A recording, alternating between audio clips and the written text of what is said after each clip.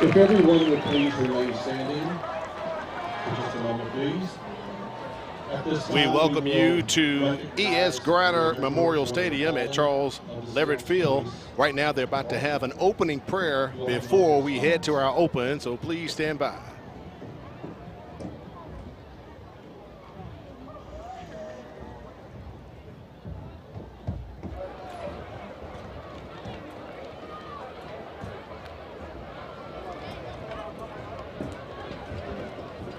Thank you.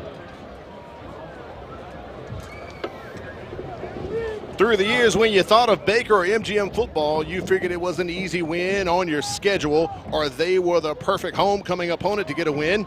Well, as Snoop Dogg says, things in the game done change. Tonight, for the first time ever, Baker and MGM will meet as top 10 opponents on the gridiron to determine who will gain the top spot in control of 7A Region 1 towards the playoffs. Get ready for the game of the year as the Hornets and Vikings do battle for our MCPSS high school football game of the week. Good evening, I'm Al Whedon, joined by Corey LeBounty. We're glad you're with us. Corey, I know it's Friday the 13th. Are Baker and MGM really this good? This is for real, Al. You have not seen it in our lifetime, but this game is a tremendous amount of magnitude at stake in regards to 7A Region 1 championship aspirations. And when you look at these two programs that have worked so hard to get to this point in time, it is not a Friday the 13th coincidence that these two teams have worked this hard to be where they are tonight. I mean, man, they have put in some work, and it is unbelievable the job that Zach Golson has done to literally turn this program around at MGM. They are currently on a 13-game regular season winning streak. They lost the first 4 last year, ran the table last 6, lost in the playoffs, but guess what? That's 7-0 right now, Corey. What you'll hear me say a lot tonight is from doormat, which both of these programs have been considered for so long, to the doorstep of greatness. And from the doormat to the doorstep, they're knocking on an opportunity to have their first ever region championship in 7A classification. All right, let's head over to your checklist. What do these teams need to do tonight to get a win, Corey LeBounty? MGM has to keep the Hornets behind schedule. What do I mean by behind schedule? Down in distance is going to be so very important, and keeping this potent Baker offense limited. Hold up in one-on-one coverages, because there's some elite wide receiver play that is going to be on display on both sides of the football. And also MGM has to be effective and efficient in their passing game with their all-state performer at quarterback, Jared Hollins.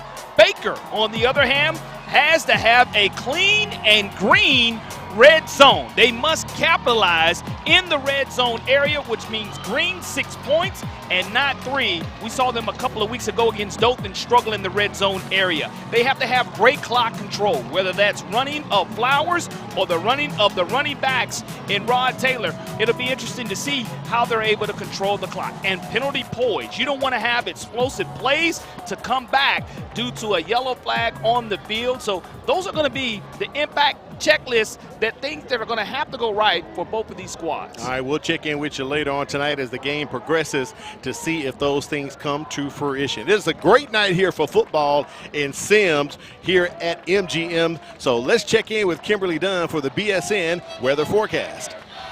Well, Al, you said it. You could not ask for a better night of football. Both of these stands are absolutely packed, with people even standing outside of the stand. So it is a great night for football, and the atmosphere is electric. We will be starting tonight at 67 degrees, and it's just going to go down from there. So these players will have a perfect weather condition for tonight's competition. Humidity will continue to go up, starting at 86%, and as we end tonight's competition, going all the way to 93%. But the thing we do not have to worry about tonight is rain. There's a very low chance of rain tonight, so let's play some football. Thank you, Kimberly. We like that, Corey. We don't need rain. We got our pink on, you know, an observance of breast cancer awareness, so we don't need showers on us tonight. Absolutely. On the rooftop here, we have a great vantage point, and we'll be able to see all the great action without having to be worried about getting soaking wet, and our crew having to work double time to keep us dry. All right, let's take it down to the field. They're about to do the coin toss. We can find out who is going to be getting the ball first here. There's our buddy Dacian Smith from Fox 10 over there, and look at the uniforms tonight. MGM in black, and Baker and White as the visiting My team. kids tell me I tell too many dad jokes, so I won't bore y'all with those, okay? All right, guys, clean game, okay? Y'all both sitting on top. You're doing a great job this year. Let's keep it up, okay? You're the captains. You know who your troublemakers are, right? Right? Let's take care of them so we don't have to, okay? All right. We got a coin. Tails, heads. You're going to call it. Tails, heads. He's going to call it. What do you want to call it? Tails he calls. Tails it is. You want to defer. Thank you. What would you like to do? You want to... Yep. You want to receive. Which kick? No. Which way do you want to kick? Okay, yeah, you coach the clock, so I'm not going to let you mess it up, okay? All right, first I'm going to give the signal if you'll back up about 3 or 4 yards there. Okay, they have deferred. You're going to get the ball. Spin you guys around. You're going to kick from the clock. All good? All right, come around on this side. That was a good choice not to kick.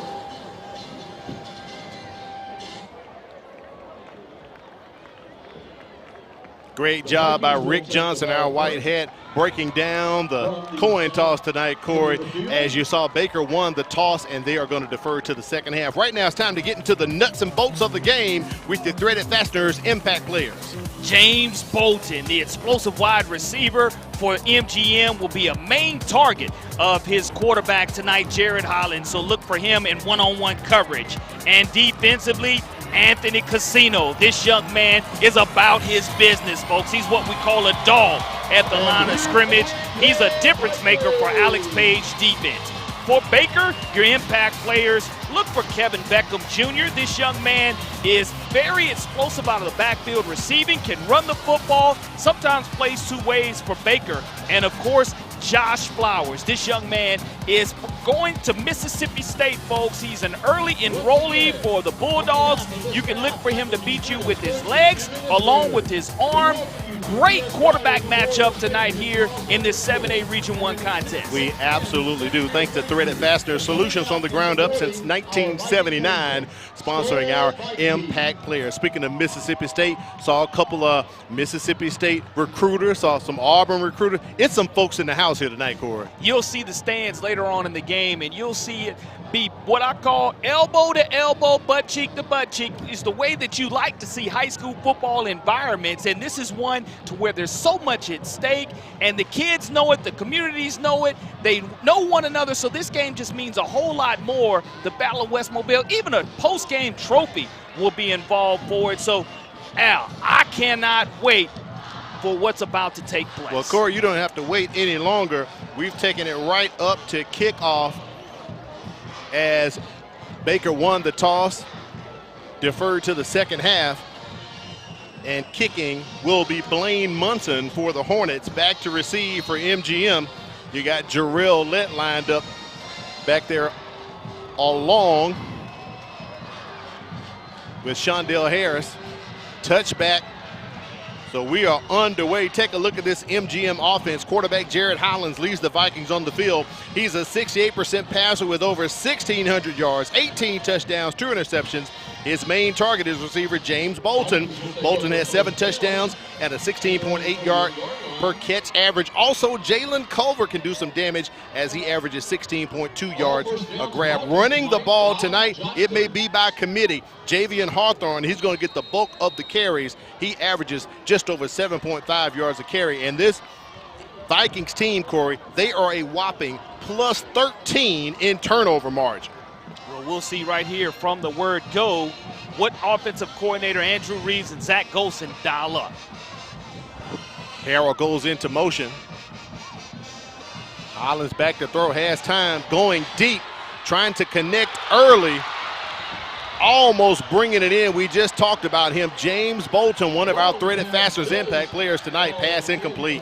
That's what you call trying to catch lightning in a bottle. Bolton burst by the defender and wish he could have that one back. You don't see that happen too often. Jared Hollins puts this one on the money, folks. Just a straight go route, not able to squeeze enough juice out of the pigskin, and it's going to bring up 2nd and 10. Dawson Kelly was on the coverage, but you're right, Corey, had him beat. quick out as Hollins gets rid of it. Pass complete to Jalen Culver, one of the guys we just talked about, picks up about 6 or 7 yards. 3rd and short coming up for MGM. And a nice tempo by MGM. Jalen Culver, the 5'9", 160-pound senior, with his 24th reception, brings up now money down, 3rd down and 2 yards to go. That's something to keep an eye on throughout this contest. Can the Mary G. Montgomery Vikings convert on 3rd down? Can Baker get them off the field and force them to punt? Ball sitting on the 28-yard line of MGM. Vikings in a pistol formation. Shondell Harris behind Hollins. They hand off to Harris. Turns on the right side outside the numbers. Corey, he's on the way. 40, 30, 20, 10, 5. To the house. Shondell Harris with our first score of the ball game. An early touchdown by this young man. His 6th rushing touchdown of the season, shows the blazing speed that he has. He's a quarterback / running back, 5'11", 185-pound sophomore, makes an early house call for the Vikings around the right end of this defensive line. Corey, I got to check myself early. Javian Hawthorne, that 0 looked like the 8, buddy, so that was Hawthorne on the carry as he turned on the Jets. McCraney on for the extra point. He is 31 of 33 for the season and makes his 32nd extra point of the season. MGM strikes early with the early score.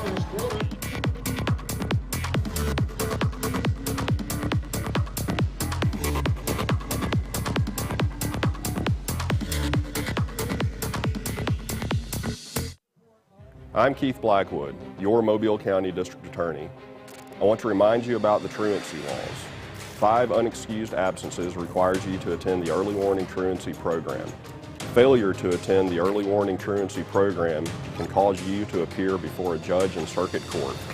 We need you to stay in school. This is a serious law, and it needs to be taken very seriously. I wish you and your family a safe, happy, and successful school year. We are back with scoring early in this contest. I said it was going to be the game of the year. And oh my goodness, you can see MGM trying to strike early, Corey. They went for the big kill shot early and came back with that big run by Hawthorne right there. Baker with the return up to about the 25-yard line. Take a look at their offense as it hits the field. They're led by quarterback Josh Flowers. He has a 140 quarterback rating with nearly 1,500 passing yards, 14 touchdowns through the air. Also, he's the Hornets' leading rusher with 10 rushing scores. Now, when he passes, he'll target Bryce Kane or KJ Beckham. Kane averages 25 yards a catch with 12 touchdowns. Running back Rod Taylor, he's going to contribute on the ground. He's rushed for over nearly 750 yards with 7 scores.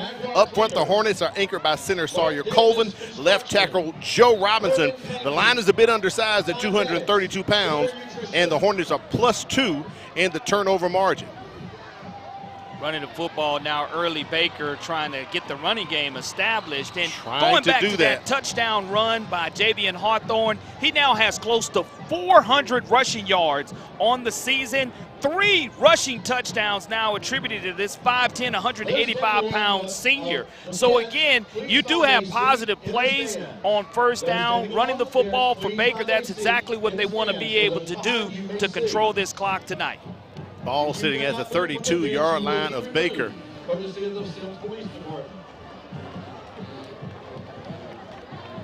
Jalen Wheeler, Rod Taylor. Wheeler goes into motion. Flowers just going to keep it.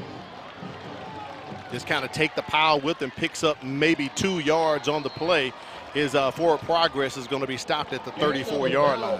Now what you're going to have to keep an eye on is how many black hats are going to be swarming to the football, because that's something we saw earlier when they played against the Foley Lions and they wanted to stop down Perry Uno Thompson.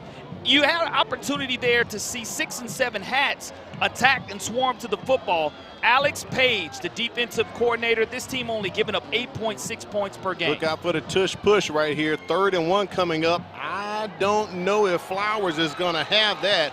looks like no gain on the play as the officials come up from the sidelines. It will be 4th down upcoming, and when you do have a 6'2", 208-pound senior, great job of the defensive line. Casino, San Juan Trixie, Jordan Simmons keeping it stout up front, and now you're looking at a 4th and inches. It's going to be Steve Norman and offensive coordinator Chase Calcagney rolling the dice here and deciding what to do with field position. Possibly could be as the play clock runs.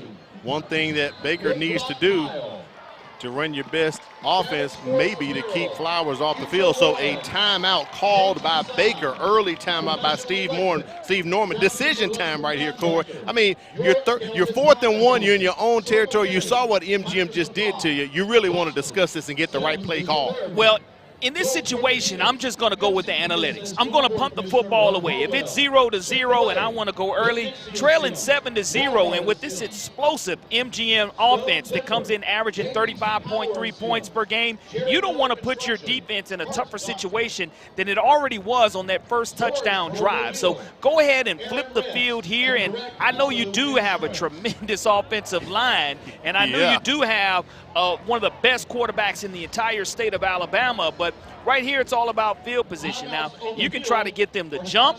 You can try to get them to do something selfish that will allow them to get the first down, but at the same time right here, I would probably flip the field if I'm Steve Norman, and Steve Norman can also go with the quick kick, but he has tremendous athletes on the field. Looks like he is going to roll the dice unless he decides to go with the quick kick. 4th and 1, Hornets going for it, appears to be. Flowers going to keep it. And he falls past the 35-yard line up to the 36, so that's going to be a first down. They make that timeout very useful, pick up the first down as the chains will move. You look at the right side of that offensive line. Center Sawyer Colvin, Jordan Emerson, and Jatavian Adams doing a tremendous job getting that push, allowing Baker to get that fresh set of downs. Vikings play a 3-4 defense led up front by 6'3" defensive end Anthony Casino. He has 7 tackles for loss, 3 sacks. When the Hornets go up the middle, look for Will linebacker John Robinson to make some room and get those tackles along with Sam backer Devin Petway. He has 2 picks on the season. First down, Flowers is going to keep it. Nice run right there by Josh Flowers as he is pushed out of bounds. When you're able to get a hat on a hat, that's impressive because Josh Flowers, he has 1,464 yards passing, but he also has over 775 yards rushing. So he is a tremendous dual-threat quarterback for the Baker Hornets, and you have so many opportunities to where at this point in time in the game, the offensive playbook for Chase Calcagney is wide open. Let's go defense. Second down and about 3 coming up here for the Hornets. Flowers looking his first pass attempt tonight, incomplete. Goes into the ground, intended for Bryce Kane. You look at the one-on-one coverage with cornerback Shondell Harris taking on Bryce Kane. Bryce Kane, number 5 in white, is the Auburn University verbal commit, only in his 2nd year of playing high school football, a tremendous baseball player. Absolutely. After all said and done, but this young man has 4.3 speed, so you can look at those one-on-one matchups that Flowers and Kane must capitalize on. Let's get behind that defense. Let's go Vikings. On the near side here, Bryce Kane and KJ Beckham. They're going to flash it out as Flowers gets that ball out close to the line of scrimmage. Joshua Jones hauls it in. I believe he's going to be about 1 yard short. Well, that's a tremendous reception there and an even better tackle. Cameron Todd with the reception there, 5'10", 140-pound junior. And when you look at the great tackle by number 18, Shondell Harris, we mentioned him being able to play both sides of the football. And now you're in another 4th down and short situation. We saw him just moments ago roll the dice. They're going for it. And when you're in shotgun, it does, if you do have a blitzer who's able to hit the right gap, you're in great shape. Flowers goes behind his blockers, gets over the 50-yard line, plowing ahead. Cameron Wright blocking from him from his slot back position, and the chain gang's on the move. Ball's right at the 50-yard line. And you look at this field that's numbered in that powder blue along with those black numerals, and you see the big Viking head at midfield. The great job the crew has done preparing for this huge 7A Region 1 matchup. But Flowers gets a full steam ahead. If you're not able to shoot a linebacker into that gap and find him in the backfield to slow him down, his momentum's taking him beyond the line of scrimmage. Hand off to Rod Taylor. Goes past the 50 near the 45, picks up about 2 or 3 on the carry, so 2nd down and 7 coming up here for the Hornets, now officially in Vikings territory. Rod Taylor, 5'11", 161-pound senior, verbally committed to Jacksonville State, so that'll let you know that he has the ability to hit it and turn it up. He has almost 800 rushing yards throughout this season so far, 2nd and 7 now for the Hornets. Flowers back to throw, has a man, wide open, Bryce Kane, touchdown, Flowers to Kane, Baker's on the board. Well, you know how Kane, Sugar Kane is what you just saw. Bryce Kane with his 4.3 blazing speed is able to catch that 50-yard bomb by Josh Flowers, a protected pocket. He does a great job of throwing it on the money, and you see a touchdown for the Baker Hornets. That's a great job of Coach Norman going against the grain, trusting his team on a couple of 4th down opportunities, and then hitting pay dirt with Bryce Kane. Blaine Munson on for the extra point. It's up and good, and we're tied at 7, just like that.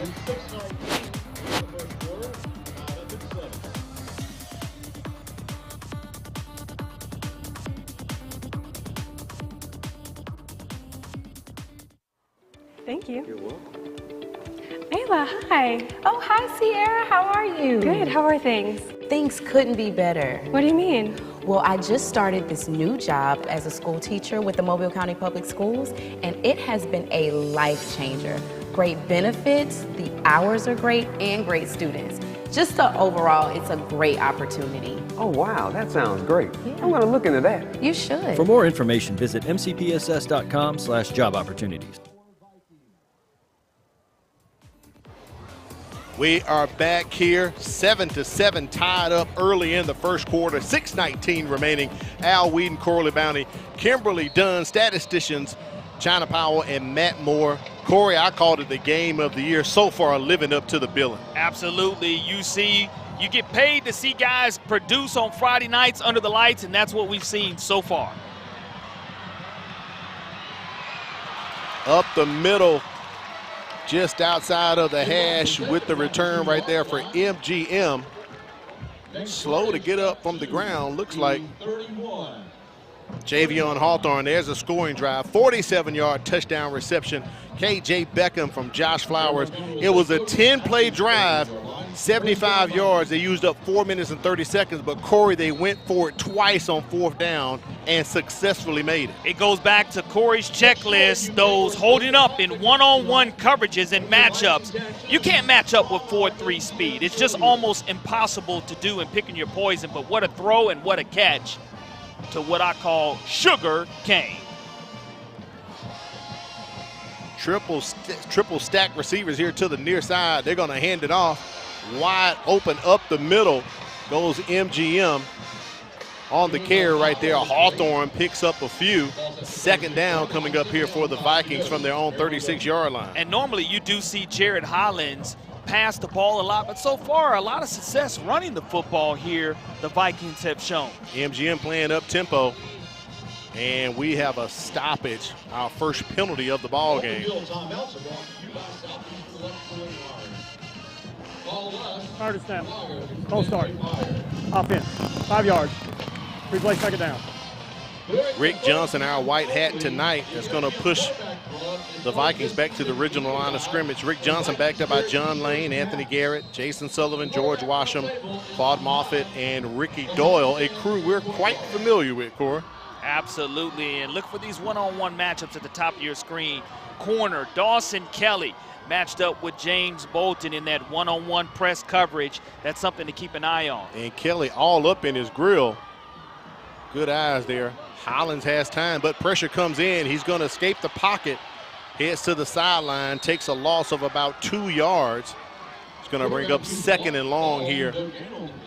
Well, no gain, actually, so 2nd and 10 coming up for the Vikings.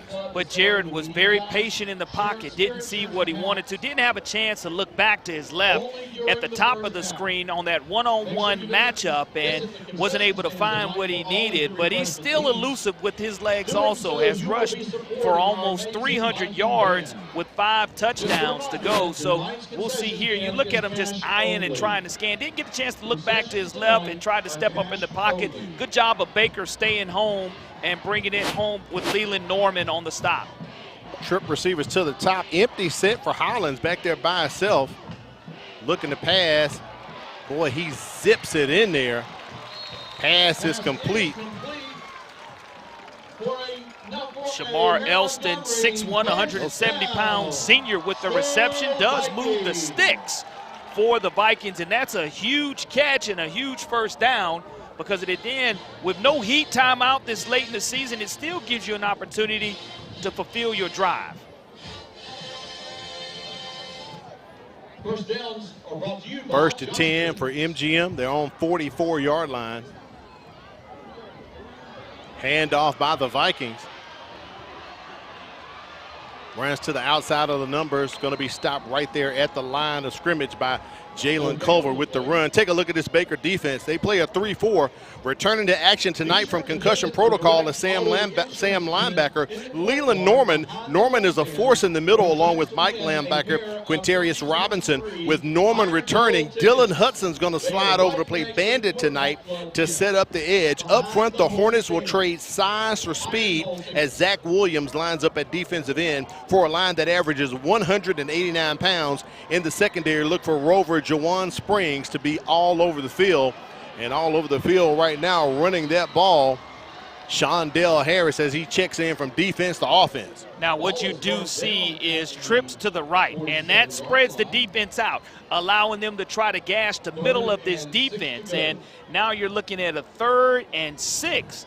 And because you're at 3rd and 6 right here at midfield, you have an opportunity to continue to go to your wide receivers. But don't forget, Jared Hollins, he's patient in the pocket, but he can beat you with his legs.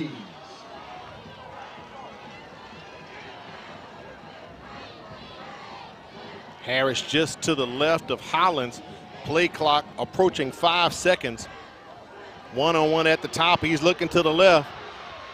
Overthrows Bolton on that 3rd down and 6. Brings up 4th down for MGM. And you could see the one-on-one press coverage being applied by 5'11", 118-pound senior Dawson Kelly on the electric James Bolton, and just not able to connect. And that's a great defensive stand there by Baker's defense. And defensive coordinator Eric Scott has this team giving up 24.3 points per game, and you're going to punt this football away. And I will know this, you do see the blazing speed of the returners for the Baker Hornets, because Kevin Beckham Jr., if he fields this cleanly, he has plenty of speed. Aaron McCraney on the punt, his longest of the season is 49 yards, end over end punt. Beckham kind of stays away from it, going to get a nice MGM roll as they're going to down this near the 8 or 9 yard line. So MGM flips the field, something they needed to do right there, their first punt of the ball game. Well, that's a great stand, and what you've seen so far is you've seen the ability for both defenses to bend 7 and 7. We'll see who's going to be the first to break in regards to some offensive output and scoring. But when you're able to flip the field with a punting situation now, we saw Flowers hook up with the speed of Kane. Let's see if defensive coordinator Alex Page changes those one-on-one matchups and brings help over the top. First and 10 for Baker, ball at the 9 yard line. Up the middle with the run for the Hornets. Looks like Rod Taylor on the carry. And Anthony Casino and Drake Manning coming in to assist on the tackle there. And 7-7, Al, our score. And what has been a great 2 offensive series by the scores by both of these teams. Now you're looking at a 3-yard gain, 2nd and 7 now for Baker. Ball at the 12-yard line. Taylor goes out into motion. We've seen this formation before. Flowers is going to keep it and run as he's trying to squirt past the 15-yard line up to the 16. Gets a little more breathing room for the Hornets, but it's going to be 3rd down here coming up for Baker. We'll call it about 3rd and 4. Isaac Campbell, the 6', 235-pound senior jack linebacker, making the tackle. But one thing Josh Flowers does a great job of is when he feels that contact, he squeezes the football a little bit closer to him. I did notice and that. Secures the football once he feels that initial contact. So far, Flowers has only thrown 2 passes, so Norman and Cal Cagney using the clock, running it a lot tonight. Flowers with the carry again, trying to get up to about the 20. I think the 19 may be the line to gain for the 1st down. I think he's going to have enough, Corey. It's going to be right there at the sticks, maybe by the nose of the football, and they are going to move the sticks. Yep. A fresh set of downs, and what a great offensive weapon for offensive coordinator Chase Calcagney to have a quarterback that can beat you, and he's an additional running back back in the backfield. Even though he's in the shotgun position, he can beat you. These one-on-one matchups, though, at the bottom of the screen is what I'm keeping an eye on. Cameron Todd as well, if that's where Josh Flowers decides to go, because we've already seen Bryce Kane strike early.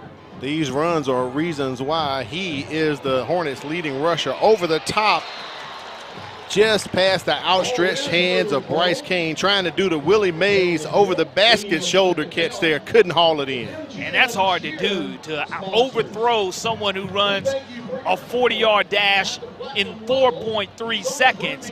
You can see if you don't jam him or get him at the line of scrimmage to disrupt his timing of his route, he's just going to burn you with speed. And they say speed kills. Now you can see that here. 2nd down. And 10 yards to go for the Hornets, and you still have an opportunity to get Kevin Beckham Jr. involved in the wide receiver slot. He's dangerous catching the football. Baker averages 38.3 points a game on offense as they continue to ground and pound in their white uniforms. MGM in the black tonight. Taylor with the carry, gets past the 25 up to the 26. 2nd down coming up. Correction, 3rd down coming up for Baker. You see Sawyer Colvin, the 5'10", 219-pound senior center, leading the charge, getting to that 2nd level, trying to find a linebacker to lay out. So anytime your senior center can have the explosiveness there, that's exactly what you're looking for from an offensive line standpoint. That's why we spotlighted him during the starting lineup, Corey. Speaking of the spotlight, 2 guys we're watching tonight, Josh Flowers and Jared Hollins, our spotlight players tonight. KJ Beckham with the spotlight. I think his knee may have been down as he was tackled right there at the 31. That should be enough for the 1st down to move the sticks again for Baker. And what they're doing a great job is taking what the defense is giving them. When you have a veteran quarterback like Josh Flowers who can make those decisions and read the defense prior to coming to the line of scrimmage, he knew exactly where and who he wanted to go to. It is going to be a fresh set of downs, and as that's going to probably be close to the last play of the 1st quarter. The 1st quarter has gone by very quickly with some explosive plays by both teams. It really has. Baker does not have to snap it currently right here. Score is 7-7 as we are in Sims having a great time. But coming up next week, we're going to have a really, really great time, Corley Banner, because we have not one but two games headed your way. Keep it right here. We'll let you know about that on the other side of this break. You're watching MCPSS High School Football Game of the Week. Thank you. You're welcome. Ayla, hi. Oh, hi, Sierra. How are you? Good. How are things? Things couldn't be better. What do you mean? Well, I just started this new job as a school teacher with the Mobile County Public Schools, and it has been a life changer. Great benefits, the hours are great, and great students. Just overall, it's a great opportunity. Oh, wow, that sounds great. I'm going to look into that. You should. For more information, visit mcpss.com/job opportunities.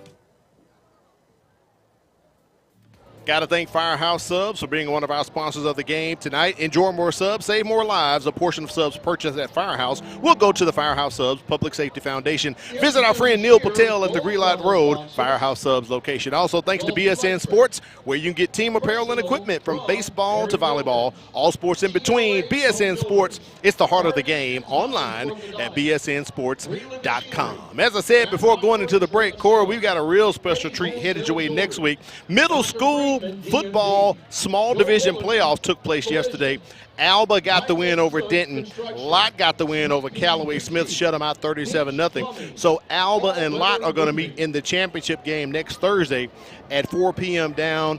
Let's see, it's the Battlefield at Ben Glover Stadium. But we're going to broadcast the championship game, Corey, next Thursday. A lot of exposure for those middle schoolers who are working extremely hard. Right. We know the passion that everyone has for not only high school football, but also middle school football. We'll be able to bring that to you. So that's our small division. We also have the large division as well. So we'll get that one up shortly because it won't be one, it will be two. So we're real excited about that to show the middle schoolers, because this is their next step after middle school, come to high school. It really is, and I tell you, at the high school level, we've seen Josh Flowers for the last 3 years really put on a show for the Baker Hornets, and now at 1st and 10 to start the second quarter, we'll see what he's made of. No turnovers in the first quarter. Flowers with the keeper near the sidelines. He's going to be knocked out of bounds near the first down marker. Take a look at our first quarter stats. Look at MGM with the rushing yardage right there, 76. You would think Baker would have more, but that touchdown pass was 47 yards, Corey. What's even more impressive, no turnovers, only one penalty for 5 yards. That's why we have such a good, clean, and crisp game here in the second quarter of action. Hopefully it goes in with the flow that we saw in the first quarter of action. First down for Baker. Ball's at their own 42-yard line. After that carry by Flowers, he's going to keep it again, just weaving his way slowly. Picks up 2 or 3 second down coming up for the Hornets. Second down and 7 yards to go. And I mentioned when you do have a quarterback that's in the shotgun, some quarterbacks aren't able to get back to the line of scrimmage. But Josh Flowers, with his 205-pound frame and the shiftiness of his feet and the strength that he has in his upper body, he's always able to fall forward and always able to stiff arm and find a way to get additional yardage. Bring up now 2nd and 7 for the Hornets. We talked about Baker in the first quarter averaging 38.3 points on offense, but this MGM defense is stingy. They only give up 8.6 points, and they're close to their average, just giving up this one touchdown here. Flowers with another keeper. Oh, no, no, no. He is stopped right at the line of scrimmage. That's one of the biggest sticks that we'll see. John Robinson, the 5'11", 200-pound senior, made sure that Flowers was going to be planted right where he stood, and that's a great stand so far. Now bringing up 3rd and 10 for the Baker Hornets, and you just look at that open field stick that was just assessed. That's a big-time tackle, and you rise up to the occasion, and John Robinson was definitely able to do that from his linebacker position. He's the Vikings' leading tackler. You can see right there, Cora, the reason why. 3rd and 10 for Baker. Flowers back to throw. Unleashes it, overthrows to Kane.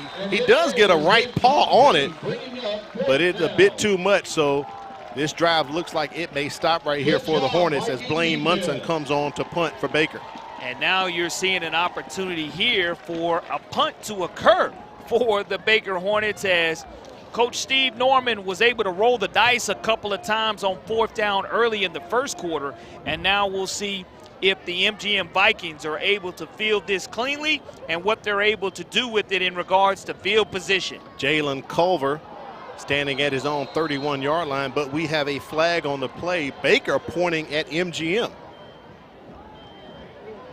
3-5. Defense, 5 yards, still 4th down. Well, that'll push it forward 5 more yards. Munson still on the field.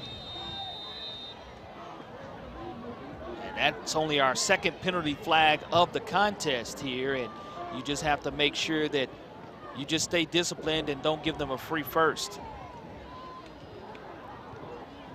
Munson puts his foot into it, goes to the left. Culver stays away from it, so MGM is going to get the ball. Let's see where they're going to spot it at, probably at about the 27 or 28-yard line. of MGM. Well, when you're taking back over here on offense, the drive didn't go the way they planned, because here you've tried to go with the kill shot on first down to open the game to James Bolton. Want to see if they find a way to get him more involved. And then around the right end to begin the game, Tomas, J.D. Moore, and Kendall Bowers did a good job on that right side of that long run that we had to begin the game by Javion Hawthorne. Handoff from Hollins up the middle. I don't know if that was Hawthorne. I think it may have been Hawthorne. It could be Shondell Harris. We'll see who had, if it comes up 10 or 18. So that's Hawthorne, number 10, with the carry. Kind of plows right into the line, picks up 2. A couple of extra yardage there, and good defensive stance up front by Eric Scott's defense. Cameron Archie, Alton Edwards, and Zach Williams leading this 3-4 defense up front. 3-yard pickup by Hawthorne. Ball's on the 31-yard line of MGM. And we have some movement on the line. I think MGM's going to get tacked with the false start there. When you see the shifts sometimes out of the corner of your eye, you get a little antsy, and that's exactly what we were able to see, that shift.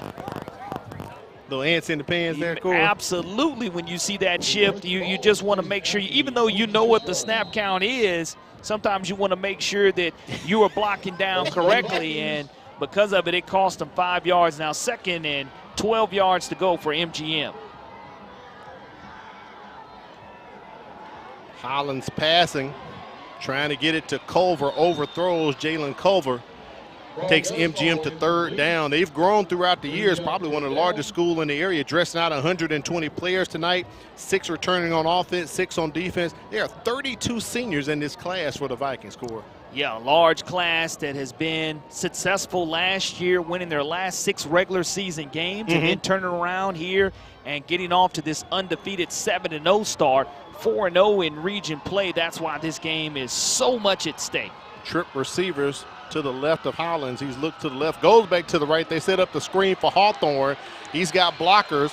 He's got more blockers. Hawthorne still running into Baker territory. One got to beat, brings him down near the 30-yard line of Baker. Big run right there by Javion Hawthorne. Baker brought the house, and it was an excellent offensive play call. You look at the patience there that was demonstrated by Jared Hollins, and that was a huge, huge play after they brought the house. 1st and 10 now, and what you had to do is make sure that you didn't have any holding calls out in the open field. Right. But a great job of execution on the offensive end when the blitz was brought. 1st and 10 from the Baker 29. They give Hawthorne a break, bring in Shondell Harris. He plays defense and offense, as we said earlier. Takes it up to the 25, to the 20 of Baker. Close to another 1st down. And they're going tempo here quick, Al, seeing something they like offensively. Hollins with the quick pass, set up the tunnel screen. Jalen Culver tripped up right at the 10. Boy, that was a touchdown-saving tackle by the Hornets right there. Great job of Donovan Hudson from his free safety position, 5'2", 153-pound junior, making the stop. But you see how quickly they were able to get to the line of scrimmage in that same offensive formation, and they were able to capitalize off of it. It's going to be a dead ball foul, and we'll see exactly how it's going to be assessed on the far sidelines. Right around the 8-yard line, we see that yellow flag laying down on the grass. I can also see defensive coordinator Eric Scott with his headset off, and he was I'll say a bit perturbed, Corey. And I think they're going to decline this penalty here as far as where it will put them, and we'll see exactly what it's going to be called. Legal participation. Defense. Penalties declined. 1st down. All right, so that is going to spot it right there at the 7-yard line. 1st and goal coming up here for MGM. We get in the red zone area somewhere MGM has not been tonight as far as from the line of scrimmage when they scored that long touchdown. Now they're in the red zone for the first time. We'll see how Mr. Hollins, the quarterback, operates. Hawthorne back in the ball game. He gets the carry. Maybe picks up 1. Brings up 2nd and goal for MGM. And you look at this defensive end, Zach Williams, 5'9", 197-pound junior defensive end, makes his 10th solo tackle on the season. And the play calling sheet does shrink, But when you have a quarterback that can roll the pocket and commands this offense of Zach Golson and Andrew Reeves, it makes it so much easier for him to operate. Williams returns to action. He's been one of those injured Hornets that's been out, just like Coach Norman's son Leland returns tonight as well. Empty set for Hollins. Rolls out to the right. He's got a gap. He's tall enough. Can he stretch it out, Corey? Hornets stopping right at the 1 or maybe the 2-yard line. Great job of rolling the pocket and taking what the defense gave you. And more importantly, Quintarius Robinson, the 6 foot, 165-pound player, comes away with that stop here. And if he would have stretched out that football, he would have gambled with turning it over. So ball security in the red zone area is so critical. And now what you're looking at is a 3rd down and goal to go from the ball being right at the 1-yard line. Can't get any closer than this for MGM. And you got the jumbos out here, and Hollins is not out there. Javoris Petway. No, they're going to go direct snap to Shondell Harris. Wildcat. Oh, he is stopped, Corey. Stopped for a loss. Baker read it all night long. And that's a great job of bowing up at the line of scrimmage and being able to get in the backfield. Donovan Hudson crowds that box, comes up from his free safety position, and makes that tackle now. And the ball was at the 1-yard line. Now you back it up to right at the 5-yard line. We'll call it the 4 officially. Yeah, it looks like the 4. It will be the 4-yard line officially for MGM. And you've seen Steve Norman, the head coach of Baker, roll the dice. Nothing wrong with taking a timeout here to figure out what you want to do with the play clock winding down for MGM, and that's exactly what they're going to do. Zach Golson's going to call timeout at 5:51. He wants to discuss it. 4th and goal coming up from the 4-yard line for MGM. Let's check in with Kimberly Dunn down on the sideline. She has a guest with her. That's right. I'm here with our school board commissioner for District 1. How are you doing this evening? Doing great. How about you, Kim? Good. This is Doug Harwell. I didn't even say your name. Well, thank you so much for talking with us. Now, can you tell us, you and your family have lived in this community for a long time. What does a rivalry game like this mean to this community? Well, I graduated from '83, just had our 4th year reunion, and all 3 of my boys played here. So it's always been a good matchup between Baker and Merrimack. You need to brag about.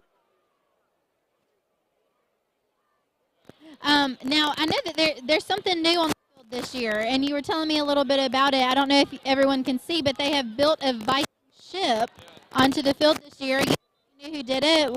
How did that come about? Yeah, Jimbo McNair, he did that. Him and his family came up, all volunteered, and something I think Jimbo's been wanting to do for years since our boys played together. Yeah. So it's a really cool thing, really great thing he did. Just great. Have this out here on the field. Oh yeah, the team's excited about it. Just to look at the crowd. This is a great atmosphere tonight. Yes. Yeah, well, one last thing. I heard you had a big announcement that you recently made. Can you tell us a little bit about that? Yep. Just announced we got a campaign kicked out for County Commissioner District 2. Looking forward to it. Well, best of luck to you. Thank you for talking with us, and best of luck to the Vikings. Thank you. And Hollins throws it and secures the touchdown as MGM scores with that pass brought in by Jaden Smith, a 4-yard pass from Hollins to Smith. Boy, Hollins was running for his life, Corey. Look at the wizardry, though, of Jared Hollins. He's able to keep the play alive. He looks to his left. Nothing's there. He rolls and does a 360, folks. He continues to keep his eyes up. And because he keeps his eyes up, he's able to find Jaden Smith. His eyes never drop down. He never was worried about being tackled or sacked. And now Jaden Smith now has his first receiving touchdown of the season, giving MGM the go-ahead score here with 5:44 remaining. The MGM Vikings jump back on top.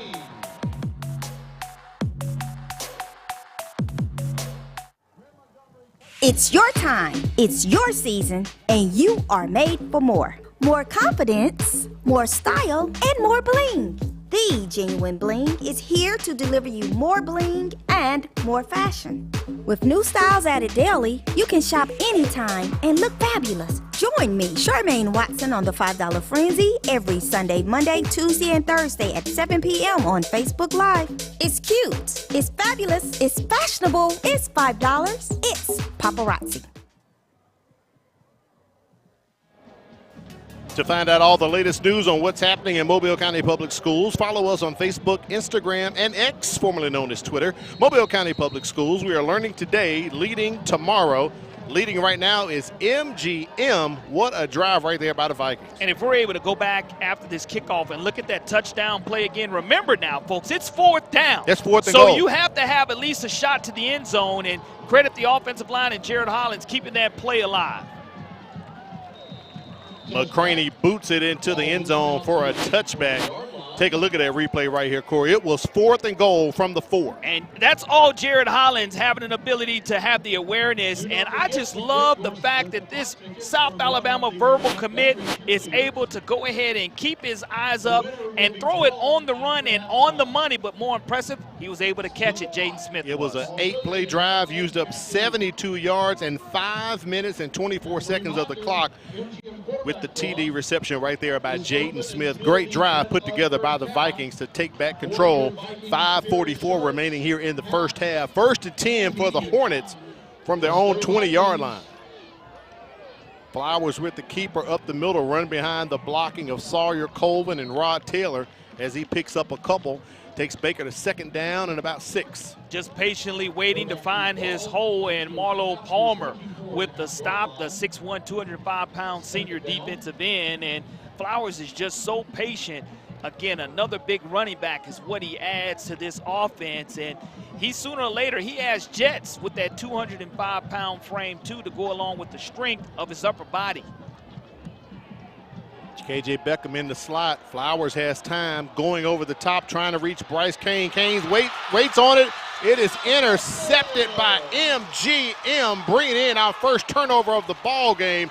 Jarrell Lett with the interception as he just patiently waited and stretched out to bring it in. Here's the replay right here. Great timing, great throw by Josh, but even better defense, and timed it up correctly to 5'9", 170-pound senior cornerback. Gets his first interception on the play, and there's a flag now that's going to be dropped right around the 37-yard line of MGM sidelines, and not quite sure if it was some type of pass interference or whether it was post-possession, because as we were eyeing the interception, that's where the flags were thrown closest to the MGM. Unsportsmanlike conduct on the defense. 15 yards, 1st down. I was just about to tell you, Corey, but Rick Johnson cut me off. It was a bit of a small celebration on the sideline when Lick came down with the ball, and that's where the flag came out there. Well, you have to go ahead and acknowledge that and see that and show that, and it's a great interception, no doubt about it. And Flowers just tried to trust his wide receiver, but it was even better defensive play by Lett climbing that ladder. And you did see 2 black jerseys around him, but now Jared Hollins, we'll see here if he decides to find Mr. Bolton here and go deep. Is that one-on-one coverage is evident by Dawson Kelly at the top of your television screen. We saw them kind of go for the kill shot first play of the ball game. Let's see if they pull something out like that now. Hollins pressures on him, and he is sacked for a loss behind the line of scrimmage. The Hornets defense stands up after that interception. Clinton Hurst along with Leland Norman very busy applying that pressure, and he's tried to survey and find someone who was open. That's going to be a 3-yard loss, 2nd down and 13 yards to go. Great job of the Hornets Hurst pursuing the football, trying to get the strip sack. Hollins wouldn't give it to him, and now you're at 2nd and 13. Ball on the 14-yard line of MGM.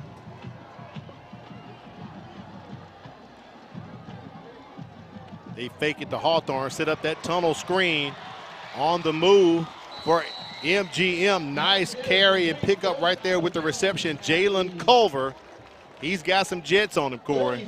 Kevin Gaines, the 5'11", 128-pound junior. Look at the replay, and it's just a go. When you get it, you go. Try to get the blocking out front to try to get the speed and show the speed on the perimeter, and MGM's in business. 20-yard gain right there by Culver with that reception. Hawthorne with the carry, picks his hole as he gets near the 38, 39-yard line. 2nd down coming up for MGM. But positive yardage on 1st down, and now you're looking at close to 2nd and 6, and officially it will be 6 yards to go. So I do like the fact that MGM is now going tempo and trying to catch Baker back on their heels.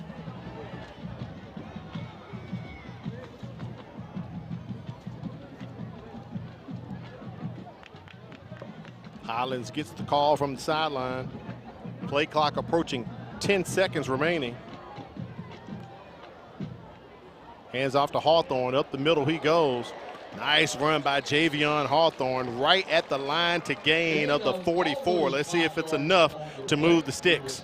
And when you do look at the ability here to just go man on man and run down here, that's a huge run, and it is enough for a first down, and it will be spotted right at their own 44-yard line. And I like the fact that, again, now you still have an opportunity. The press coverage at the top is something I'm going to keep an eye on. These one-on-one matchups are spectacular tonight. Hollins goes to the slot, direct snap to Shondell Harris. He picks up a couple. So Hollins lined up as a receiver there, Corey, trying to show some shiftiness there. The MGM trying to trick them up a bit. And that's exactly what you have to keep an eye on, because if they're showing it, that means they can utilize it at any time. Second down and 6 yards to go for the Vikings, and we're right at the 2:35 mark to go here in the second quarter of action in this huge 7A Region 1 matchup. Don't forget, coming up at halftime, we're going to show the bands, Baker and MGM, plus the Chick-fil-A halftime trivia challenge with Kimberly Dunn. So stick around for that. Hollins rolls out to his right. He's got a lot of room. He's got a man down in the 4. That's a touchdown as Jared Hollins spotted James Bolton. Bolton had to wait on it a bit, Corey, but he caught it. It's a touchdown for MGM. Maybe a 56-yard touchdown, but when we look at this replay, his eyes never go down. He spins away again, looking up, knows that Bolton's going to be streaking down the field, and he strikes with James Bolton waiting for that beautiful thrown football. I think he had already streaked. He was doing the what is it called? The moonwalk, the backslide to catch it going into the end zone, waiting on the ball. Just look at Jared Hollins having the ability to know to keep his eyes up. That's 2 touchdowns that he's thrown, keeping his eyes up. 21-7, our new score with 2:17 remaining in the second quarter of action. Yo, I'm on my way to the mall, the Bel Air Mall. And I'm checking out Trey Pay's Cafe. Trey Pay's is so much fun. They got the fanciest snowballs on the planet. Plus a loaded quarter-pounder beef fry. Trey Pay's Cafe. The nachos are slamming and the fries are banging. Don't forget desserts. Deep-fried cheesecake bites, deep-fried Oreos, and a whole lot more. It's the food that makes you feel good. Trey Pay's Cafe inside the Bel Air Mall. Come now and come hungry. Hollins having a great night, currently 7 for 10, 147 yards with 2 touchdowns through the air. That's why we made him one of our spotlight players, Corey. And that's what happens when you have elite athletes. Great scoring drive, 6 plays, 83 yards, and it was set up by Hollins keeping his eyes open on his main target, and that's James Bolton, 8th receiving touchdown of the season, and now has eclipsed over 500 yards receiving. Baker with the kick returned up to about the 28-29, slung out of bounds, Bryce Kane. So it'll be 1st and 10 coming up for the Hornets at their own 29. Well, all I can say is, Al, we're being treated to 2 elite quarterbacks here in the state of Alabama, and Josh Flowers and Jared Hollins, and the ability by both of these guys to be explosive playmakers. And Flowers now is going to demonstrate that he can continue to do it with his feet and his arm. Just has to be patient and take what the defense gives him, because, again, Roderick Taylor, Kevin Beckham Jr., and Bryce Kane all capable to strike explosively for the Hornets. Flag on the play. MGM pointing at Baker, saying there was movement on the offensive line. Let's see what Rick Johnson says. 5 yards. Still first down. Ball start against Baker is going to push him back 5 yards. So now they're pushed back to the 25. 1st and 15 coming up here for the Hornets. Got to thank everyone tuned in on Facebook, on YouTube, for watching us tonight. I told you it was going to be the game of the year. So many folks here, Corey, they got them in the end zone tailgating with tents. Reminds me of Pritchard Stadium, old school Blunt Viking. That's all you could ask for, and that was a hard run by Roderick Taylor, and looks like we are going to have a penalty flag at the line of scrimmage. Yep, another one. That may be backing the Hornets up. That was something you talked about in your checklist, penalty poise. Johnston, Sims Physical Therapy, Gulf Orthopedics, MCPSS School Board Commissioner Doug Harwood. So a personal foul against Baker is going to push them back. That's the big 15. Yeah, it's one of those, I don't know if it's a crackback block or, you know, you look at. Blindside block on the offense, 15 yards. And that's what it was, Corey. And it does bring up now, it'll cost you a first down opportunity to where now you're looking at beyond 1st and 20. You're bringing that all the way back, and you're looking at 1st and 25 now for the Baker Hornets right at their own 15. And Flowers just can pick this defense apart if he's patient with his feet and with his wide receivers running some great routes. They had to get the play clock right in that situation, so that's what the reset was there by our officials.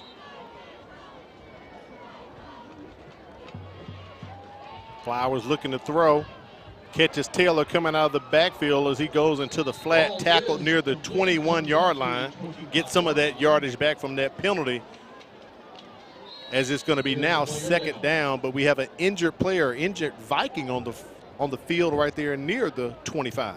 And that's something that you never ever want to see on a Friday night, especially when you have these two teams battling the way that they are, but it will cause us to have that official timeout for an injury. Coach Zach Golson out there on the sideline. We'll take an injury timeout as well. We'll be back with more action.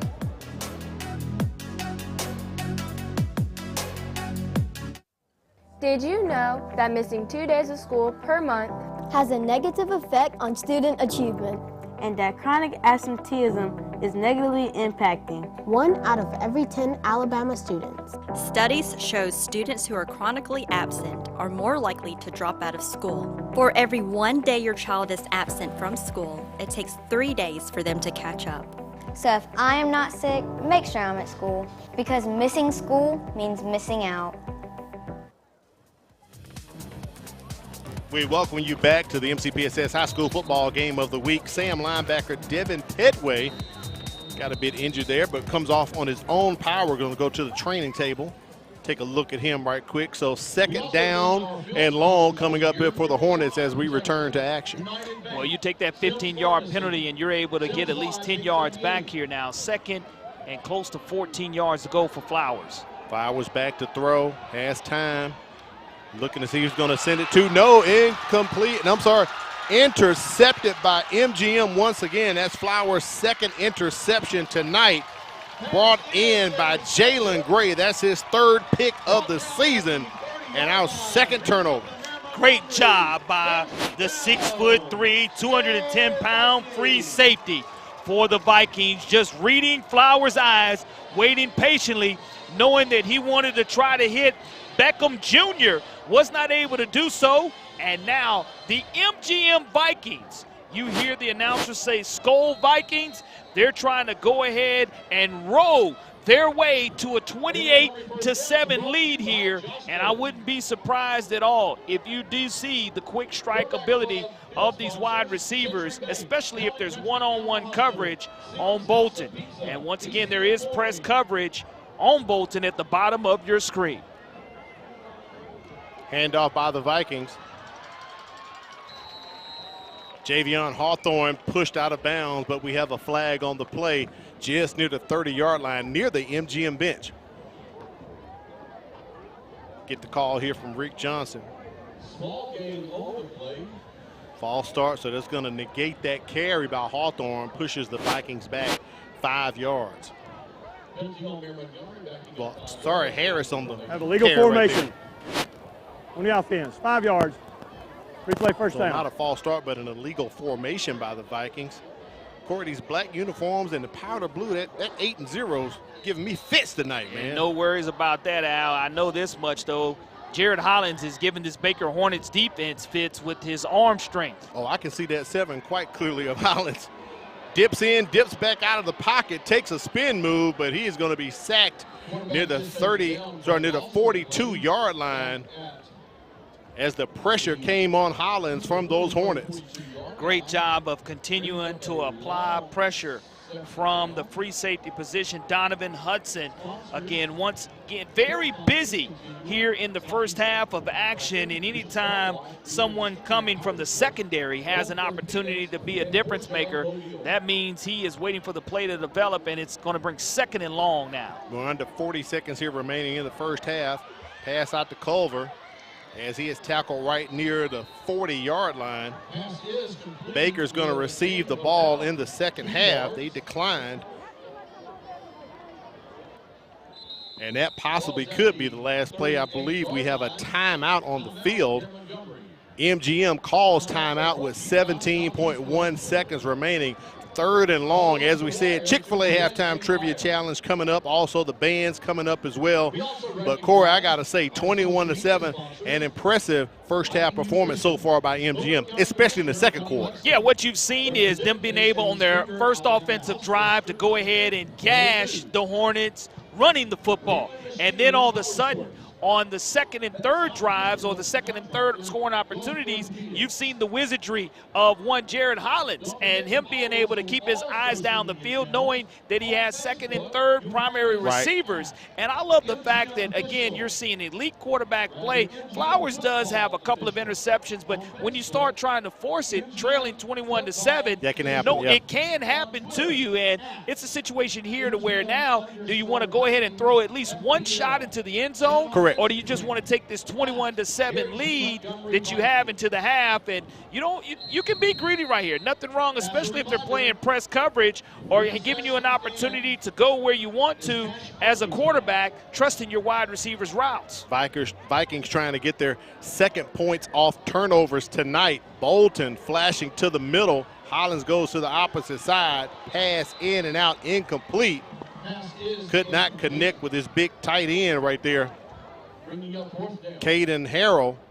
So it's 4th down coming up for MGM off of that interception that they picked up by the Vikings defense.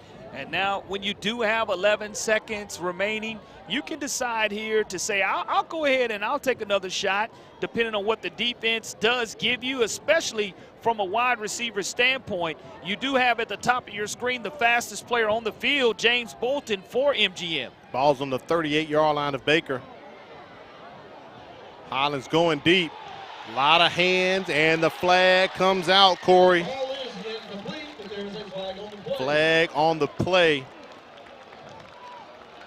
You look at the speed there. Pass intended for Jaden Smith. He already has 1 touchdown tonight. Yeah, you look at the speed exhibited there and going away from Bolton, but the back judge says, look, I thought I saw a little pass interference there. There may be. I didn't see a second one. There's a little touchy-feely going on. So there's the call right there. So that'll be 15 yards. And it wouldn't surprise me, 4.5 seconds, if Zach Golson and his coaching crew decide for another shot for the end zone. After you go ahead and you assess and you walk this one off, you will be in much better field position. Defense, 15 yards, replay 4th down. So Aaron McCready's longest field goal of the season is 30 yards. He is 2 for 2. The ball sitting right now at the 23-yard line, and they are going to attempt it. So this would be a 40-yarder for McCready. This would be his longest field goal of the season if he can boot it through. And it is blocked at the line by Baker. And they're going to fall on it. And, Corey, we are at the end of the first half. Quite an interesting half. We were just talking about it. an explosion right there by MGM. They got points off turnovers, but they just got an interception by Jalen Gray and tried to capitalize with 3 right there. Well, nothing wrong with trying to go ahead and go for that kill shot, but we were 7-7 very quickly, and then all of a sudden you see an offensive explosion, and it's led by the tremendous quarterback Jared Hollins. This young man verbally committed to South Alabama, staying home locally if Kane Womack is able to close that deal. But he's been a difference maker here, being able to keep his eyes up, being aware, scrambling out of sack situations, because both touchdown throws he's had, he's had to go ahead and fend off defenders who were at his feet. And trying to keep your eyes up and make that correct pass when you have defenders draped all over you, that just goes to show the type of athlete that this young man is. Very patient. He's very precise with his throws as well. I'm very impressed with his arm, but also his humility. He's a great kid. Says he likes to listen to gospel music before the ball game and during the week. Corey, I didn't see him with his headphones on before the game, but he was passing and getting warmed up. Let's check in with Kimberly Dunn. She's down on the sidelines with Zach Golson. Coach Golson, you're ahead by 2 touchdowns. We talked about before the game maintaining momentum. How do you feel like your team is going to do that? Yeah, I think we've done a pretty good job so far. The crowd is great. It's loud here, so it's hard to communicate a little bit. But other than that, I think we've done good. You know, we've got some things we need to clean up. We need to go back and, you know, get those things fixed. And There haven't been very many penalties in this game, and that was something that we also talked about at the beginning. How do you feel like your team's been able to avoid those things and just do what they need to do? Well, I think, first of all, the officials are doing a good job of letting both sides play. You know, there's not been a lot of penalties on either side, so that's fun when they kind of let them get after each other. But overall, you know, again, we've done a pretty good job in the first half. All right, Coach, I'll let you get with your team. Best of luck.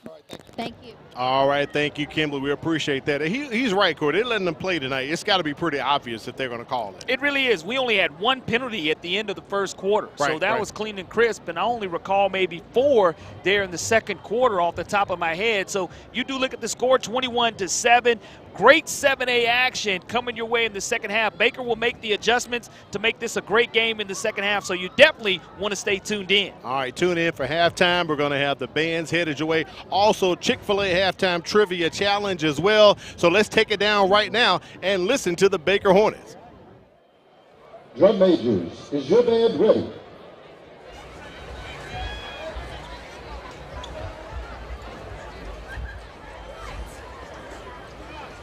Ladies and gentlemen, the Pride of Baker High School marching band.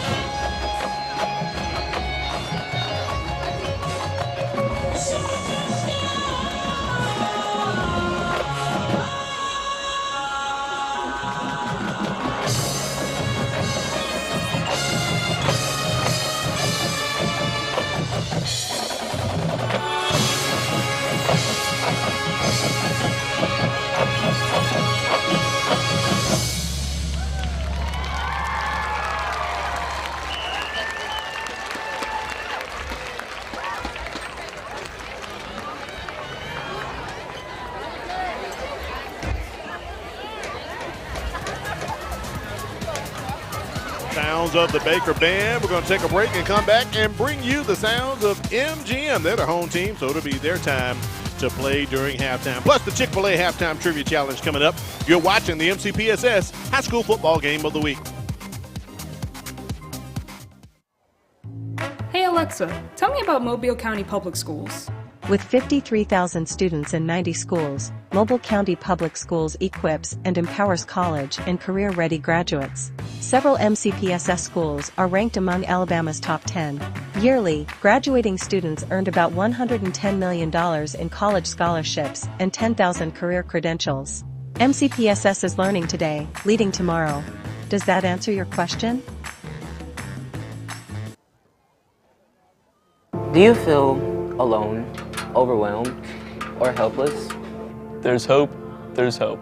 Call or text 988. You don't have to face your crisis alone. If you need a safe space to talk with a trusted adult for support, reach out to your school counselor. Do you need help to make it through everyday struggles? Do you need someone to talk to? Call or text 988. Your social emotional wellness is worth it. Remember, there's hope, there's help. Our children with special needs deserve a place to play. That is why we are coming together to build the Miracle League of West Mobile Schmidt Family Park. It will include a special needs ball field and playground, regulation baseball and softball fields, and more. We have raised more than $1 million and construction will start soon. But we need your help to complete the project. Visit mcpss.com/Miracle League to donate and to learn more. Any dollar amount will help bring a smile to a child's face. Together, we can make a miracle. High school students, are you looking for a way to become a better leader? Then the Junior Officers Training Corps may be what you're seeking. If you would like to develop self-reliance, learn ways to be more responsible, and improve your communication skills, you can do that and more when you register for the Junior Officers Training Corps. The JROTC program is available to all high school students in Mobile County. JROTC, we build a better you.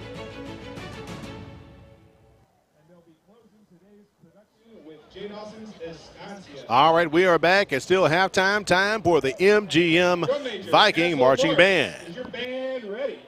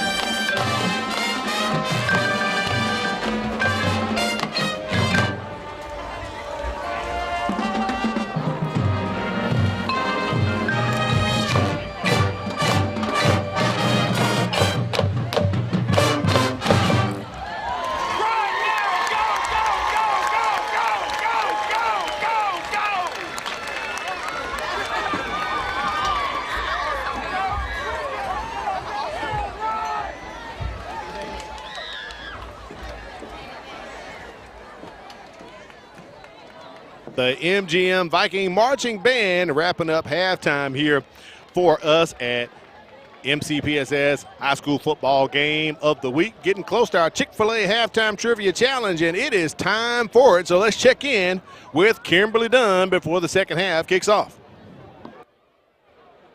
Chick-fil-A Halftime Trivia Challenge this week. Can you tell me what your name is and where you go to school? Dawson, and I go to Faith Academy. And this Chick-fil-A guest today is actually really special to me because this is my son. Are you excited about the game tonight? Yes. Are you enjoying it? Yes. Are you ready for our question tonight then? All right. Our question this evening is, what is it called when birds fly to warmer climates for the winter? And it's multiple choice. Is it called liquidation, migration, evacuation, or constellation? Which one do you think it is? Migration. Migration! There you go. You're the winner of our Chick-fil-A prize pack. I promise I did not give him the answer before, but there you go. Wave to everybody and say bye. Bye.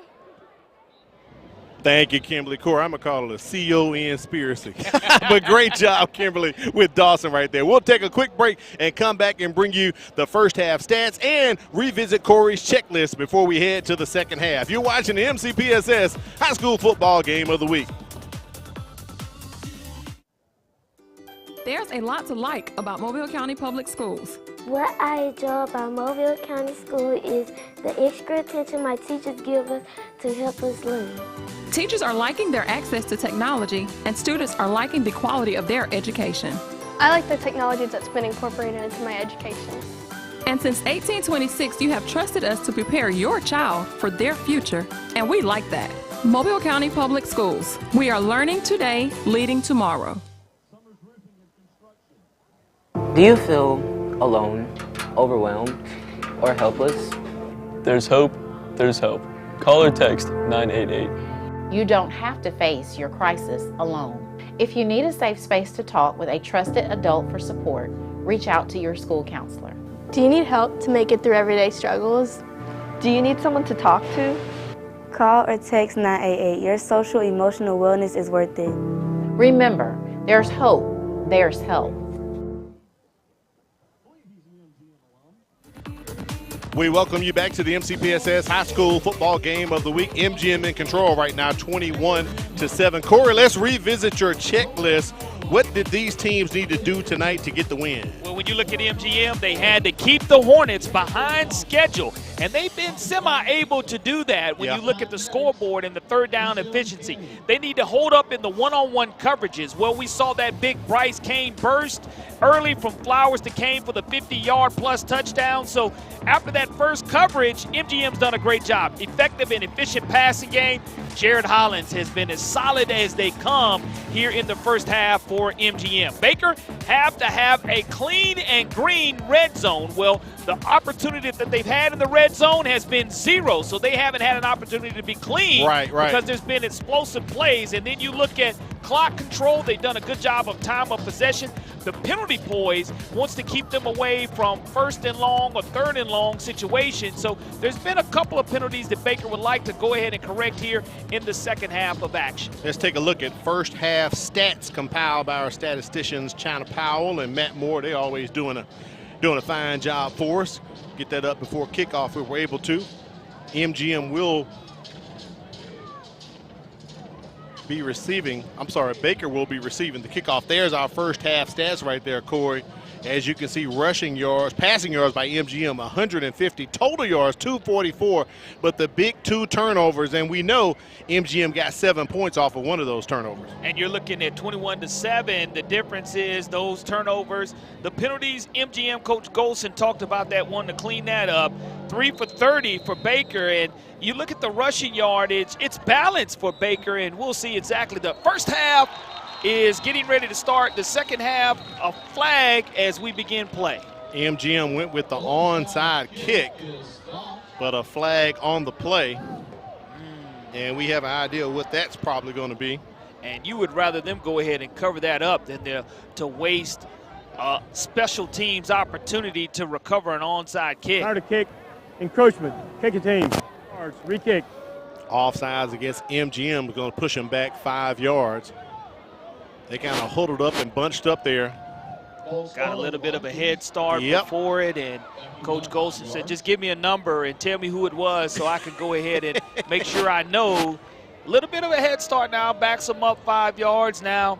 You look at them being able to kick off now. Baker has some burners because we do know Bryce Kane with that 4.3 elite speed, along with, you look at either Roderick Taylor or Kevin Beckham Jr. in the backfield or receiving these kicks for Baker. Both of those guys can flat out fly.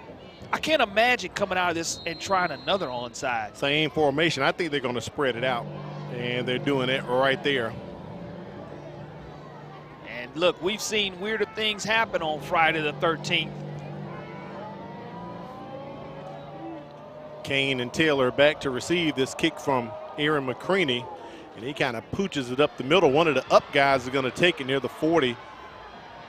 Gets out of bounds at the 42-yard line. Take a look at our spotlight players for tonight. We told you we were going to be featuring Josh Flowers and Jared Holland. So far tonight, Flowers 6 for 9, 65 yards, 10 carries at 42, does have 2 interceptions. And for Hollins, 8 for 12, 150 yards, 2 touchdowns through the air.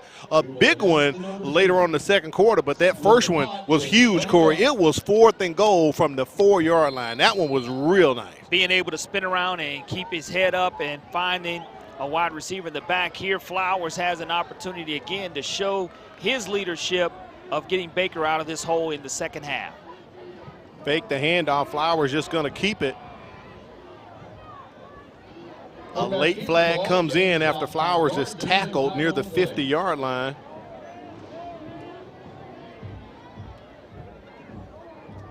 See what the call is going to be from Rick Johnson.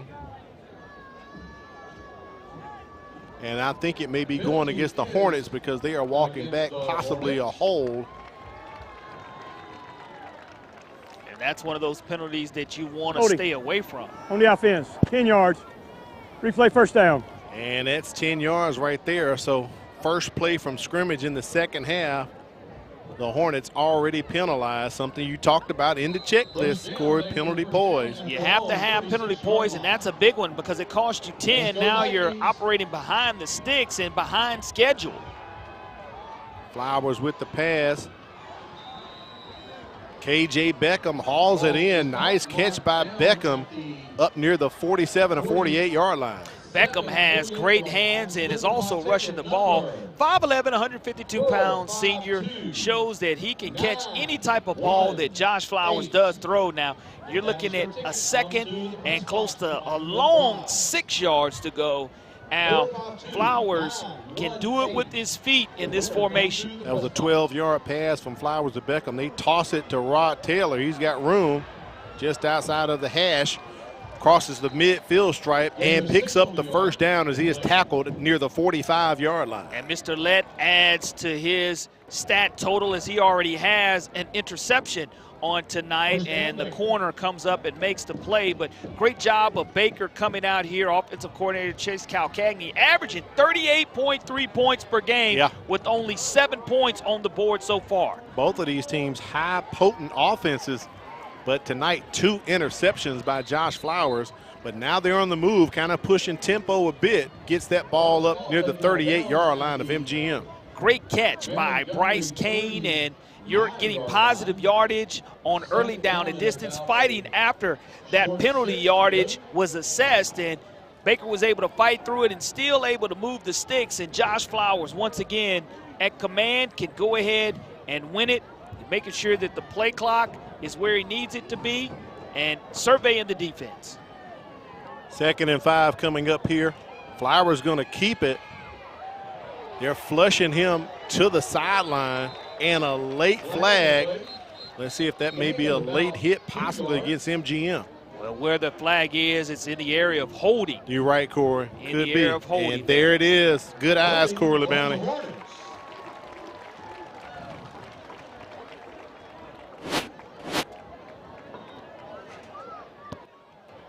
That could be the hole right there. Yeah. By 45, Cameron Wright possibly could have been the hole right there. So that's going to push Baker back. Corey, their 2nd holding penalty on this series. Holding. And offense, 10 yards. Replay 2nd down. Being able to overcome that first one here, I know Flowers, if he just allows to take what the defense gets him, he'll be able to move the sticks to get a first down again. But you want to operate in positive yardage, not behind schedule, is what Coach Calcagney would rather do. Joshua Jones goes into motion. A little misdirection from the Hornets. Nice run by Josh Flowers as he gets some of that penalty yardage back, but it's going to be 3rd down and about 6 to go coming up here for the Hornets. And I will say this, Ernest Hill, former head coach at McGill-Tulane, had these guys on his staff at McGill-Tulane winning a state championship, and Zach Golson and Alex Page. Sure did. So if you're under that Ernest Hill tree, who is now at UAB, you know you're going to be winners for sure. 3rd down for the Hornets, as you call it, Corey. Money down. Flowers taking his time. Connects with the receiver, steps out of bounds. It's Bryce Kane. 1st down coming up here for Baker. Great patience, and again, you see them getting behind schedule. Didn't matter. You're taking what the defense and defensive coordinator Alex Page is giving you, because he doesn't want to press the speedy wide receivers to get beat deep. And what he's doing is going underneath, and Flowers is doing a great job of reading the defense and taking what the defense is giving him here. Now you're at a 1st and 10 situation. The fans encouraged to make some noise. Flowers with the keeper once again, runs right into his tight end, kind of slips up by the turf monster and is tackled right just past the line of scrimmage. Jordan Simmons is going to get credit for tackling that play, but I will say this, as the temperature continues to drop here right around 66 degrees, this natural grass becomes a little bit slippery. And that's right. We see the flags earlier were whipping. They're not whipping now, but you do see a lot of moisture accumulating on the field, which will cause a lot of slippage by these athletes. About a 2-yard pickup by Flowers right there.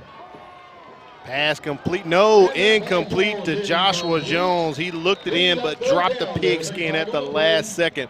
So it's going to bring up 3rd down, but a flag on the far side of the field near the numbers.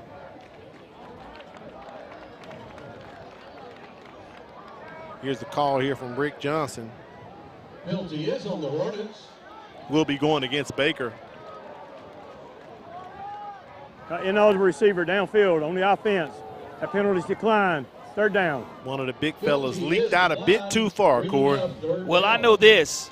Since 2000, Baker is 0-79 all-time when scoring less than 10 points. Wow. 0-79 since 2000 when scoring less than 10. So you look at that situation to where 10 is the magic number for certain for the Baker Hornets. And you do look at the flip side of that. MGM 34-1 when allowing less than 10 since 2000. 3rd down.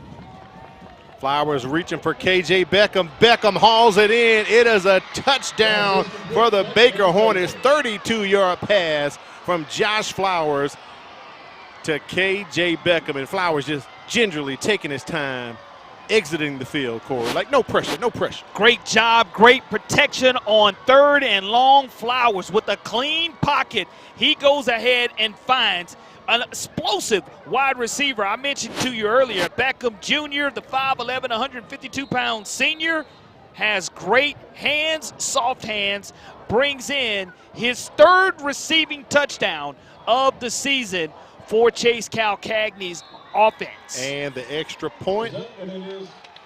It is good, Corey. I think Steve Norman and Chase Calcagney may have heard you talking about that record being when they score under 10. So right now score 21-14. Let's take a look at Class 7A Region 1 standings and the importance of this ball game, why it's so huge. Right now, Baker and MGM, they're pretty much clinched a playoff spot. They're undefeated in region play. Daphne's sitting right there with 1 loss.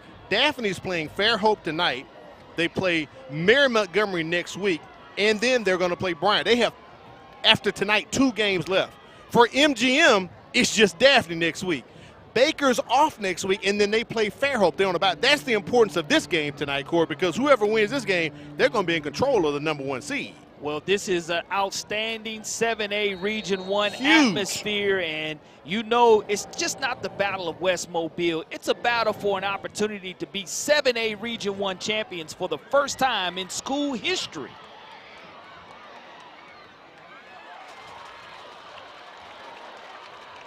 And MGM brings that ball up. Nice return past the 35. Let's check in with Kimberly Dunn. I think she has some hardware down there with her. What you got, Kim?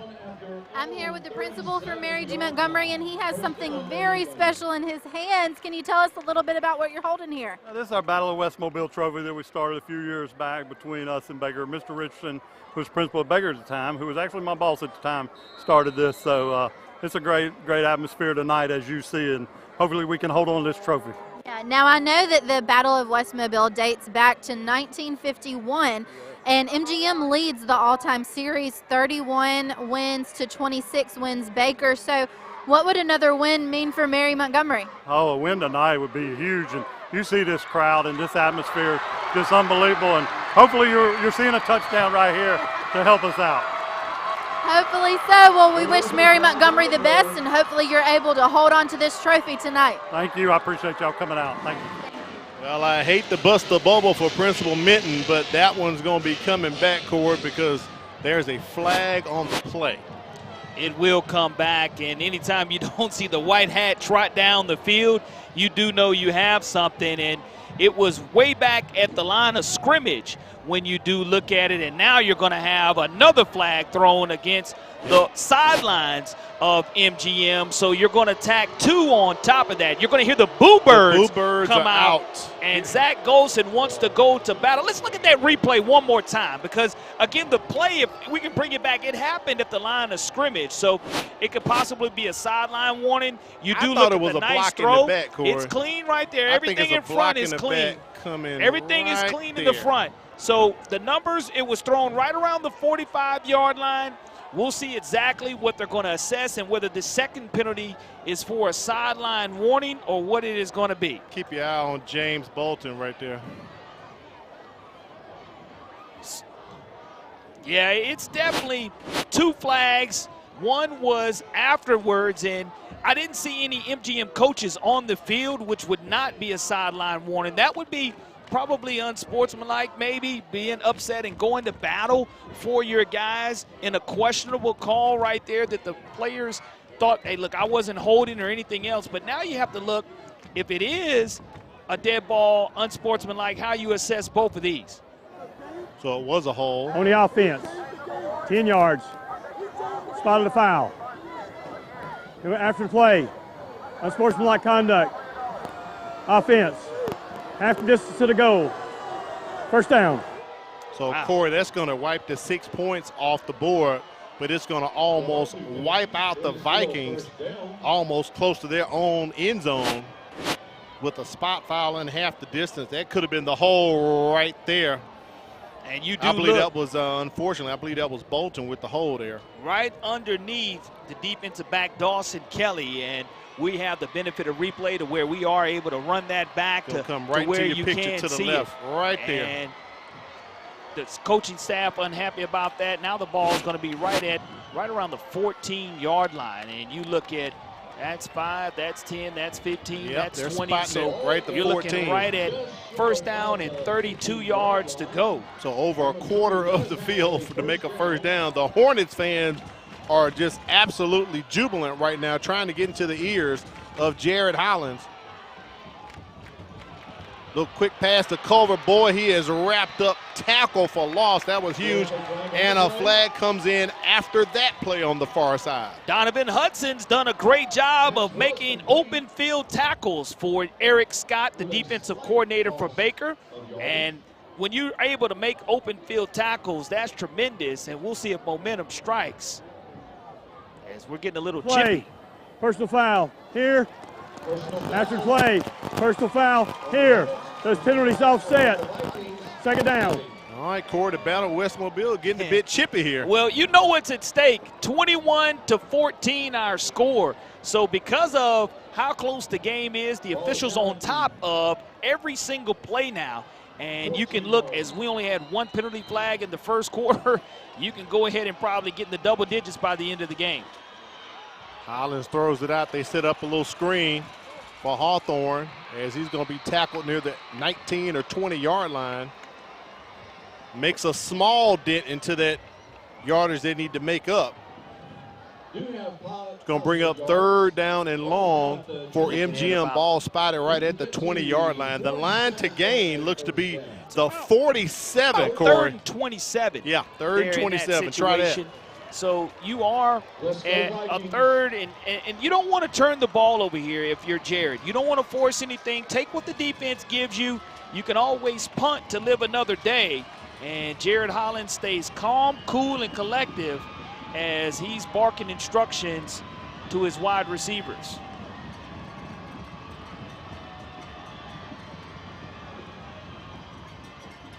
Looking to his left. Pressure's on. He's going to roll out to his left. Way to lower and that Hollins lowers the shoulder and lays the lumber on the defensive player of Baker. And he's got to get up out of there because, as I said, it's getting a bit chippy tonight. But did you see Hollins, Corey? Who ever talked about a quarterback slide? Look at his replay right here. He definitely lowered the boom. Dropped his shoulder. That 190-pound frame said, I've been in the weight room, folks. I'm going to drop it and lower the truck stick like they do on Madden, and absolutely flattens Dawson Kelly. But what you have done is you've lived to punt. And as long as it's a clean snap, that was a great decision by the quarterback, not turning the football over. K.J. Beckham standing at his own 29-yard line, awaiting the punt from McCreaney. Tries to punt it away from Beckham. And MGM's going to down this ball at the 19-yard line. Way to flip the field right there for the Vikings after they had 6 come off the board with a holding penalty and then an unsportsmanlike called against the sideline. Pretty much took those points off the board. What that play reminded me of a little bit is Jaden Daniels. What that quarterback play and run reminded me of a Jaden Daniels from LSU, to where he doesn't like to slide. He likes to go ahead and initiate that contact. Correct. And that's exactly what he was able to do. But you see how the punt was able to flip the field now? We have 6:43 out and a great second half of action that we promised you that you didn't want to go anywhere. No. You can guarantee that this is going to be to the finish here in West Mobile. Looks like they're going to spot this right near the 19 or 20-yard line. Steve Norman taking his time before he sends his guys out on the field here. It'll be Baker's second possession here in the third quarter. I love the fact that Josh Flowers is just as composed, even though he's thrown 2 interceptions, as Jared Hollins is. And that just goes to show the elite quarterback play that you're seeing, that you don't get too high, you don't get too low, you play the next play. Both of these quarterbacks underneath the Friday lights are doing a tremendous job. So ball is spotted at the 9-yard line. And Corey, before we can snap it, we have a flag on the play near the 30-yard line on the MGM side. I don't know if he's having a legal substitution. They're going to wave it off. And they're going to wave it off. And here we go now. Flowers, you know, you don't necessarily have to take your shot, but you've got KJ Beckham Jr. involved. Hornets down 7. Hand off to Taylor. Tries to turn the corner. Just takes his weight, falls forward, picks up about 3 or 4 on the play. Second down coming up here for the Hornets.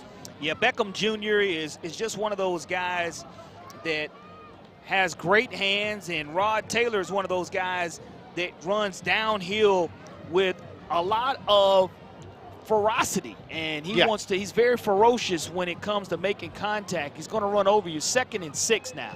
Ball's at the 15-yard line.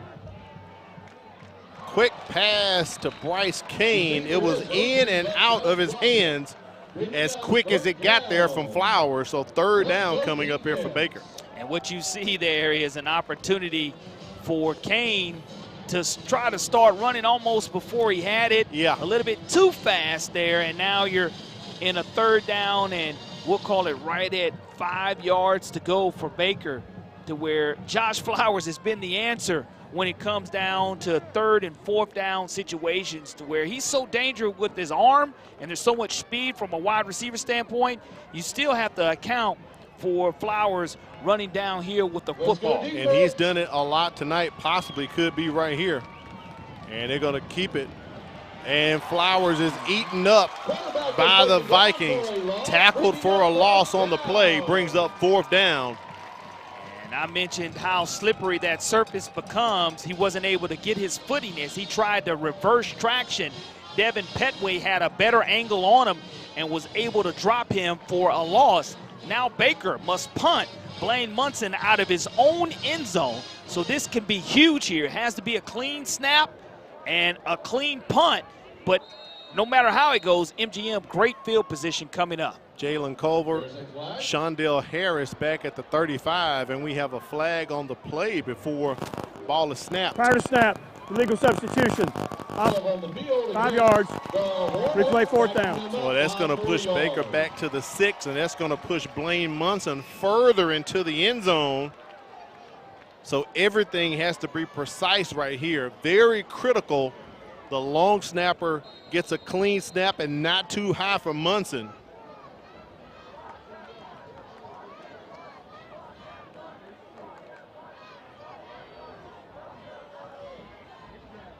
Munson gets it off and shanks it, Corey, off his right foot. And they're going to down it near the 9-yard line. Not a great opportunity right there for the Hornets. Take a look at the Alabama Sports Writers Association Class 6A Top 10 poll. We'll get that up for you right here. And look at some of the rankings. Saraland in complete control, getting 15 first-place votes right there at the bottom. Theodore checks in at number 10. Outside of the top 10, picking up votes, Spanish Fort with 4, and St. Paul's getting 1 vote. There's your 6A Week 7 poll. Take a look at 7A right quick. This matchup we're featuring tonight features MGM and Baker sitting at 4 and 7, as you can see right there. Central Phoenix City in control, 18 first-place votes. Almost getting all of them. Thompson with 1. Handoff. Shondell Harris with the carry. And the scrum is trying to push him forward. And what you have to definitely keep an eye on is number 7, Jared Hollins, because what happens now is offensive coordinator Andrew Reeves and Zach Golson are able to roll Hollins out of the pocket. And what we've seen twice tonight is Hollins roll to his right and then circle back to his left. And if he's able to roll the pocket to his right, that is the strong side of what he's doing. But don't get blinded by the tight end, and don't forget about the tight end in action, Caden Harrell, also for this Viking squad. 2nd and goal coming up for MGM from their 8. Hollins with the keeper. And he is pulled down near the 10-yard line, loses 1 yard.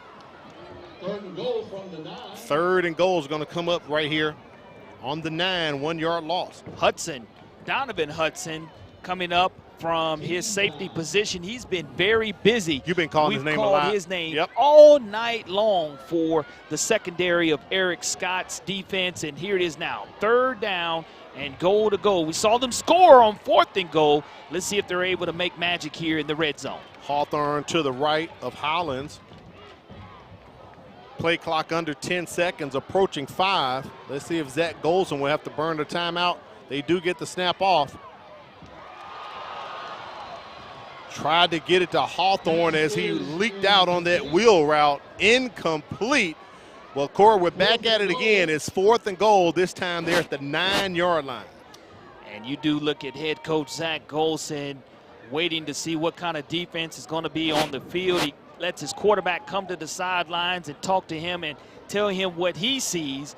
Now here, if you don't get what you want, you call timeout on this goal line or goal-to-goal situation for MGM, breaking the huddle with 10 seconds left. We'll see what they're able to come up with.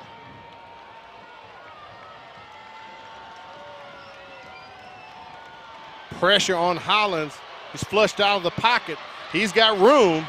He's going to turn on the afterburners, and he's going to ease into the end zone for a touchdown, officially a 9-yard score.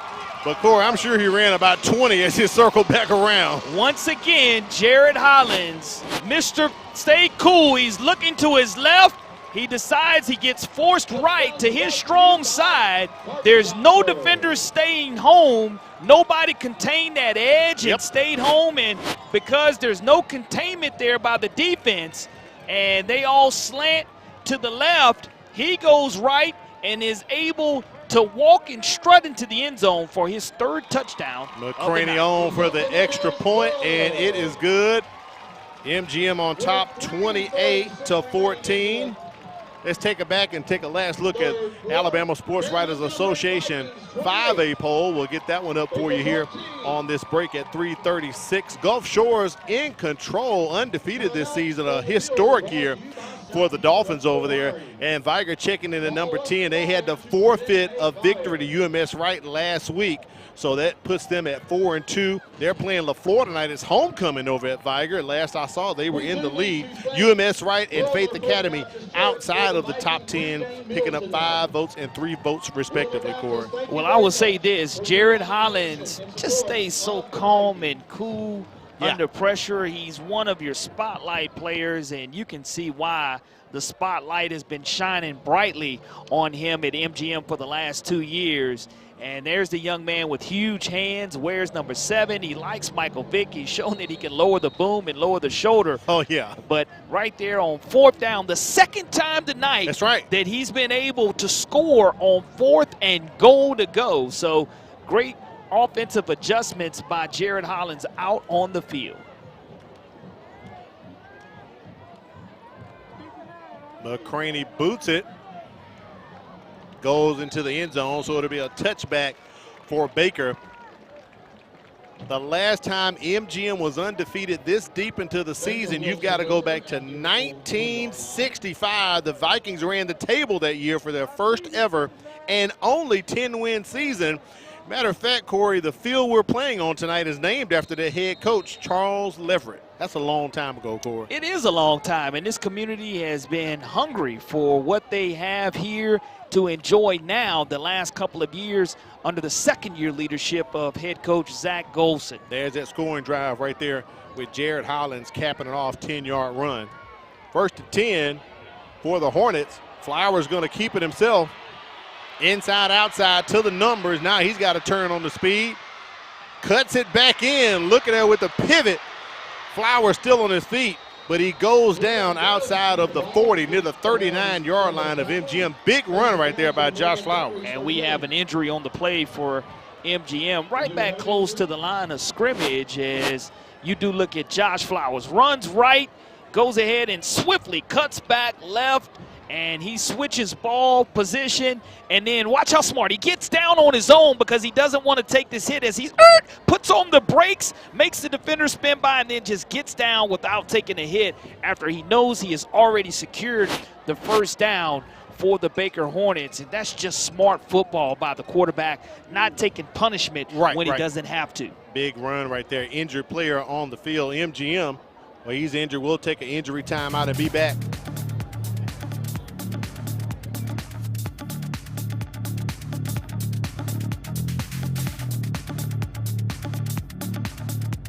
You know that missing 2 days of school per month has a negative effect on student achievement, and that chronic absenteeism is negatively impacting 1 out of every 10 Alabama students. Studies show students who are chronically absent are more likely to drop out of school. For every 1 day your child is absent from school, it takes 3 days for them to catch up.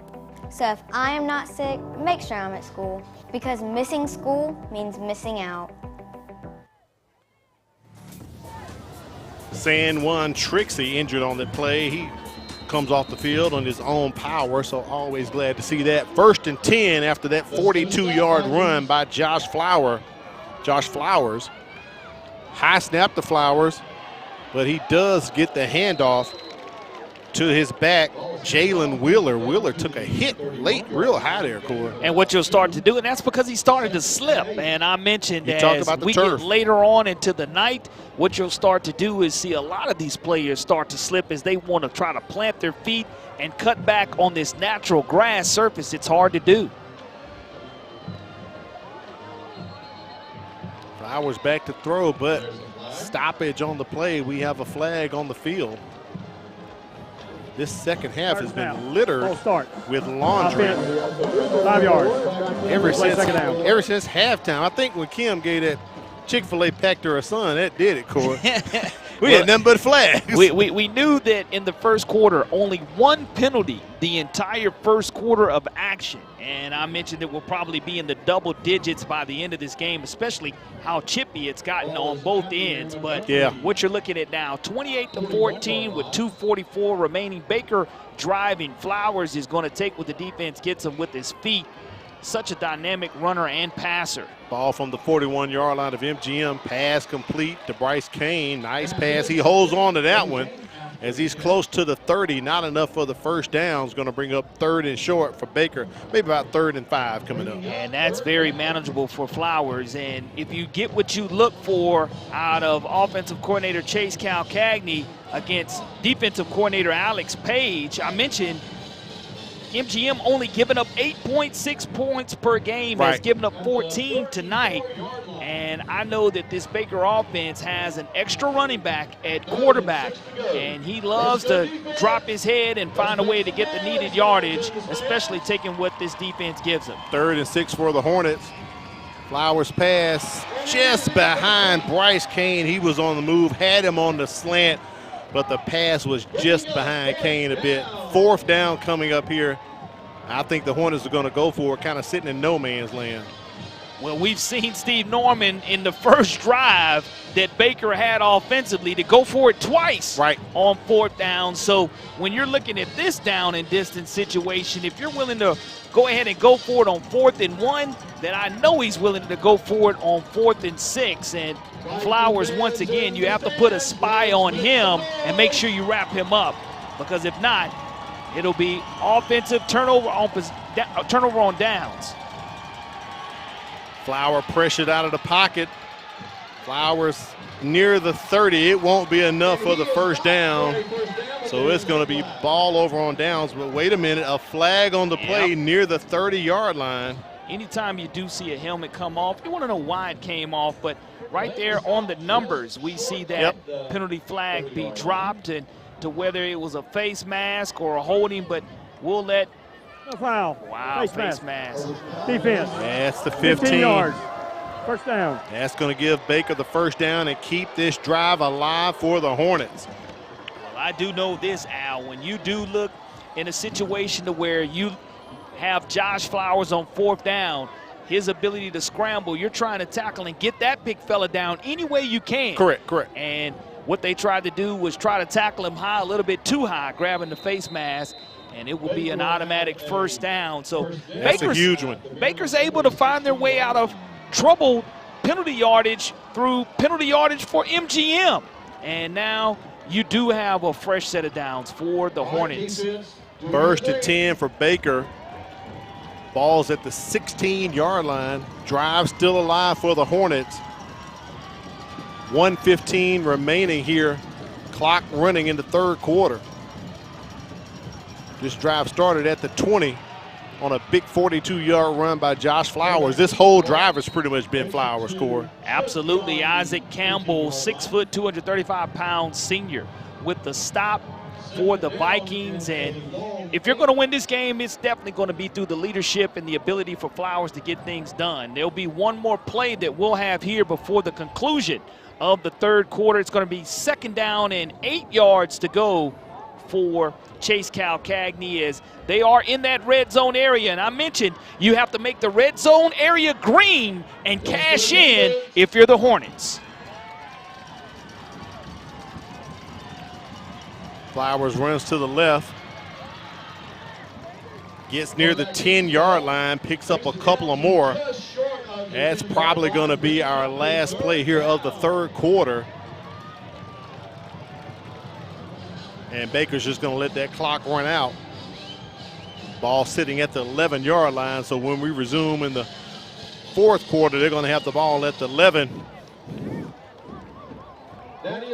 Right now, I'm going to get up the Game of the Week Brain Buster question, Corey. We told you, we always do it every week. So MGM has claimed only one region championship in school history. Name the head coach who led the Vikings to that title. And of course, your favorite, multiple choice. So only one region championship has been won in school history for MGM. And we'll reveal that question later on. Also, we need to reveal, we got a big thing popping off next Thursday. Middle school championships are going on. We showed you earlier the smaller classes. We're going to have Lott and Alba, but it's going to be a great day next Thursday because it's not just that. It's going to be a double dip in the large division. Pillins defeated Sims 16-0, and Causey beat Scarborough 16-8. And that sets up a #1 seed against a #1 seed next Thursday. But, Corey, wait a minute. Our homeboy, my boy, statistician Matt Moore, the coach of Pillins, as we heard him tell our executive producer a couple weeks ago, man, I don't want to call the game. I want to play in the game. Matt Moore called his shot. His Pillins Eagles are going to the championship game next Thursday. So, Corey, we got to do some triple work next week. We got not one game, not 2 games, but 3 games, man. Absolutely thrilled for our right-hand man, Matt Moore. Yes, sir. And you look at who they had to defeat to try to get to the championship game. They had to beat Sims to get in. And that was a big-time win for Coach Moore, and congratulations to him. At least it's going to be easy to get our information needed. You know what? That's for right. That That's game. right. That's right. We won't have to pester him too much. Big play right here. 3rd down coming up for the Hornets. Ball at the 11-yard line.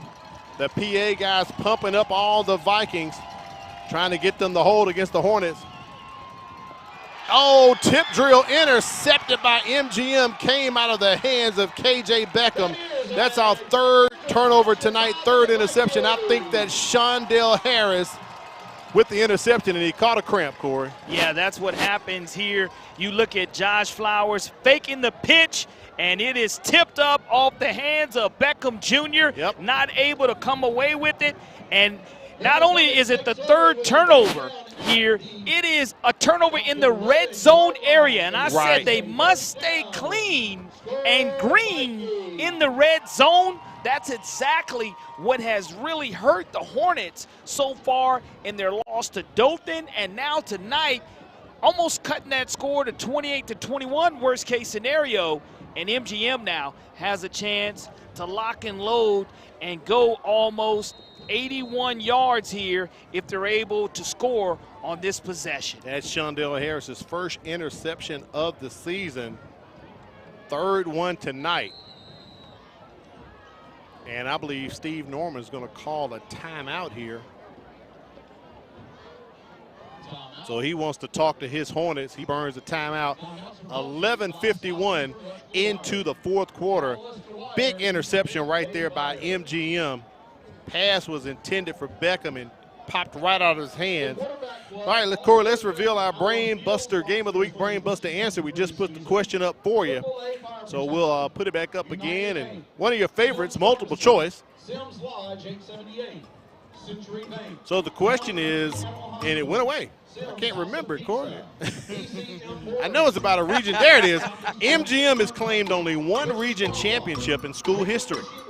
Name the head coach who led the Vikings to that title. A, Art Drago. B, Tommy Davis. C, Scott Leslie. D, Charles Leverett. I'm going B or C. And let's just roll the dice and go B. Corey goes with B, Tommy Davis. We'll get Miss Diane to hit the button, and let's see. It is Tommy Davis. 1985, Corey. That is MGM's only region title. They were in Region 2 at the time.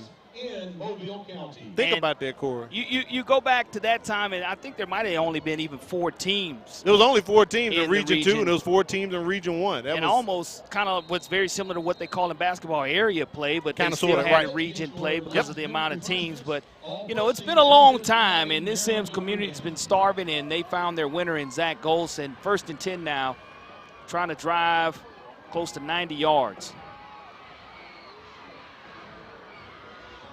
Carry by the Vikings, maybe picking up 1 or 2. Javion Hawthorne on the carry. Good job there, Corey LeBounty, as you got the answer. I know multiple choice is one of your favorites. I love multiple choice. I'm surprised you didn't go with, let's say, C for Corey. Well, you know, you go and you look at in the social media chats, one of the things I love about social media is their ability to chime in as well. A lot of people were chiming in Scott Leslie, but a little bit after that, Scott Leslie took over here this program. High snap, but he gets it off. Hollins gives it to Hawthorne. Look at the speed of Hawthorne as he busts out and kind of takes MGM out of their own end zone area, so it gives them some breathing room. Ball up to the 35-yard line. Now what you've seen is a great hard ducking your head and making sure you have yards after contact. We saw him with that huge run of 70-plus yards in the first quarter. Now he's continued to pile up yardage. Back-to-back runs, back-to-back-to-back runs for Hawthorne as they feed it to him again.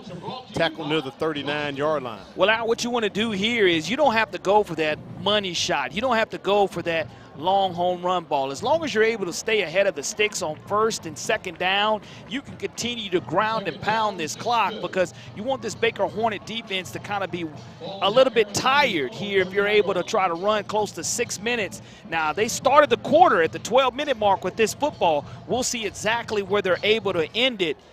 They don't hit it with an explosive play. Hollins taking his time. Play clock under 10. He's got to get this snap off.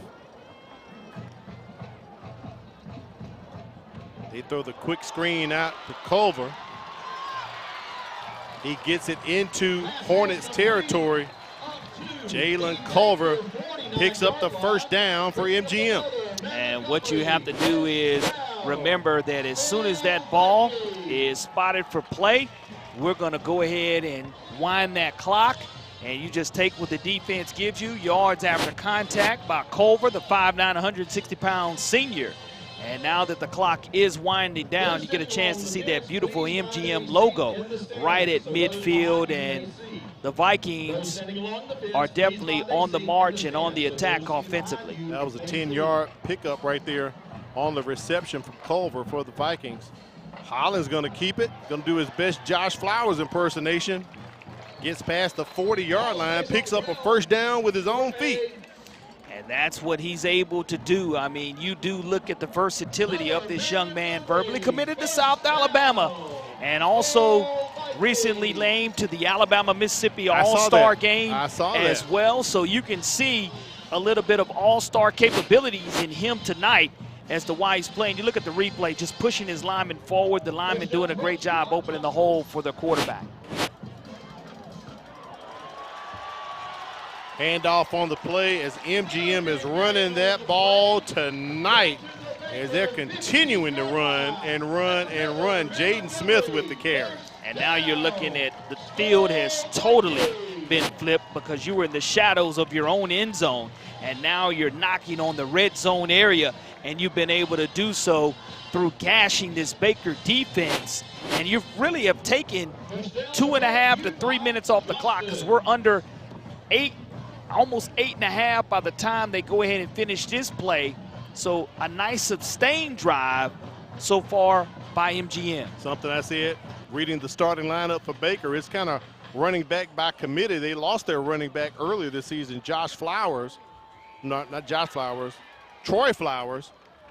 So they sharing the duties with Shondell Harris, Javion Hawthorne, Jaden Smith, even Jared Hollins getting in on the action as well. 9-yard line. What you're looking at is close to an 8-play drive, 9-play drive being developed by MGM right now. Matt Moore and China Powell doing a great job up here with us as always, each and every week, letting us know 9th play of this drive, 4 minutes off of the clock here as they have the football to begin the fourth quarter of play. Ball at the 9-yard line. Smith with the carry once again. Hands were high right there. Didn't see a flag. Thought we may have seen a face mask, but no flags on the play.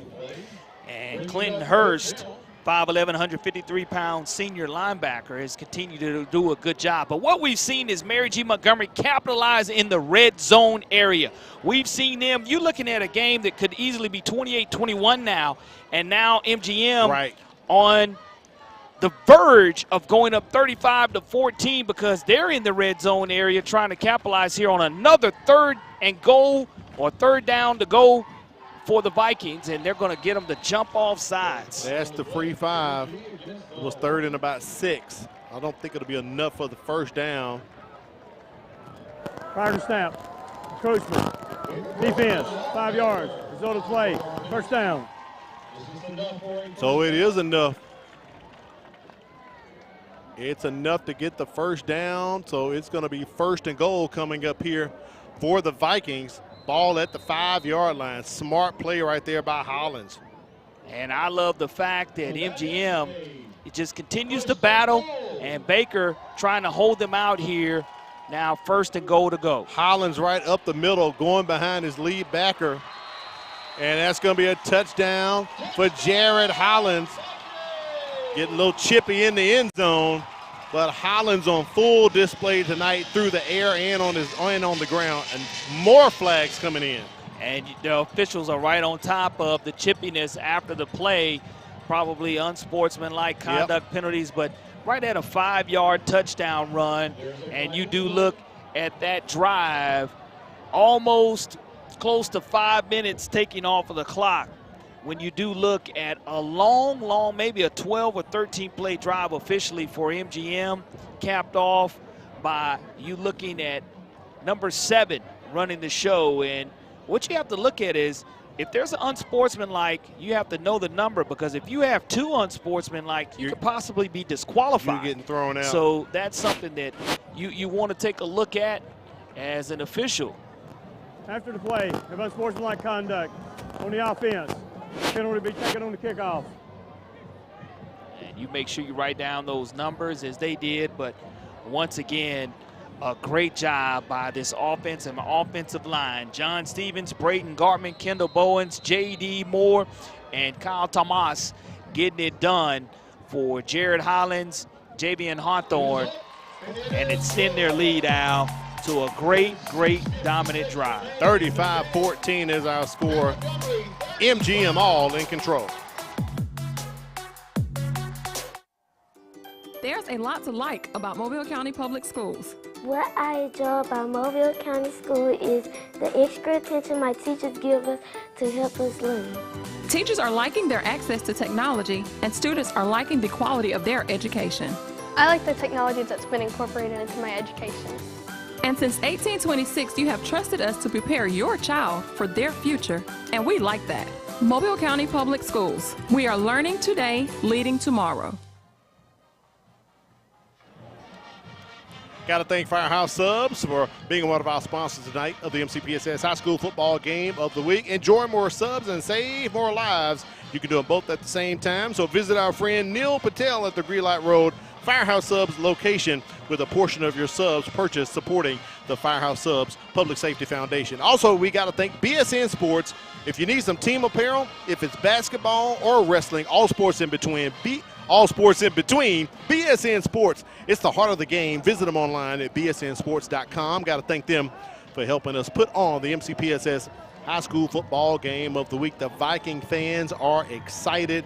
They're up 35-14 in this 7A Region 1 battle. Corey, I called it game of the year. It had playoff implications. Both teams are pretty much in the playoffs, but who's going to be the #1 seed? That's the key. Who's going to win tonight? Well, you Stay in control. You look at the Vikings a year ago making it in the playoffs. Yep, sure did. They're 0-8 all time in the playoffs. Have never had that first round playoff win. Right. Well, it's one thing to make the playoffs. It's another thing to actually be region champions behind it, and that's what the focus and the goal is right now for this current squad.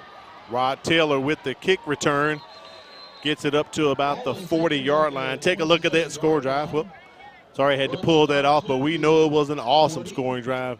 I see some smoke coming out of the Dragon out there at the Viking boat, Corey. Great story that Kimberly told us about the Viking boat as Jimbo McNair, one of the freshman coaches, said they built it out of wood pallets, Corey. Yeah, Coach Page, Kurt Page, that is, was able to kind of keep me up to date as they were building it, and they started the process. They said next time you come, as soon as we were here a couple of weeks ago against Florida, they started to build it.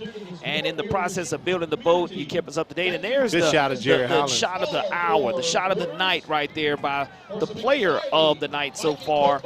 And Flowers has the answer here for Hornets. Flowers with the pass. KJ Beckham just level, and the flags are coming in. This could be a possible targeting here. Defenseless receiver. And it was an absolute wallop.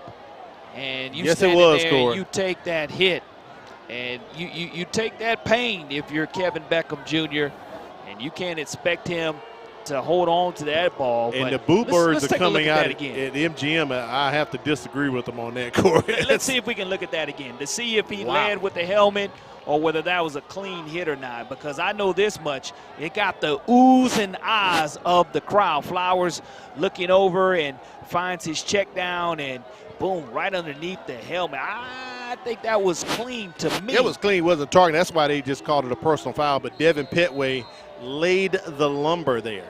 Well, you know, sometimes, you know, you ask what time it is, and sometimes when you get your clock cleaned, we do know that we're getting ready to fall back in time here in a couple weeks. That's a little early right there. It's a good observation there, Corey LeBannon. Josh Flowers going deep, trying to connect with Bryce Kane. Intercepted for the 4th time tonight. Mr. Lett. That one hauled in by Jarrell Lett. His second of the night. That's his second on the season. And wow. You look at speed for speed. Flowers knew exactly where he wanted to go with it, and it was just a battle for the football. And underneath that route was Mr. Lett, the 5'9", 170-pound senior, being Johnny on the spot and making sure that he did a great job of not only backpedaling, but getting his hips turned around, his hands up, getting underneath that, not even really having to battle for it. It's just a matter of whether he was going to catch it and come down and secure it. Flowers came into the ball game with 2 interceptions, and right now he's sitting at 6 on the season, thrown 4 tonight at the 6:33 mark of the 4th quarter. Another flag on the play. We talked about the chippiness, Corey. And also here, have sideline warning.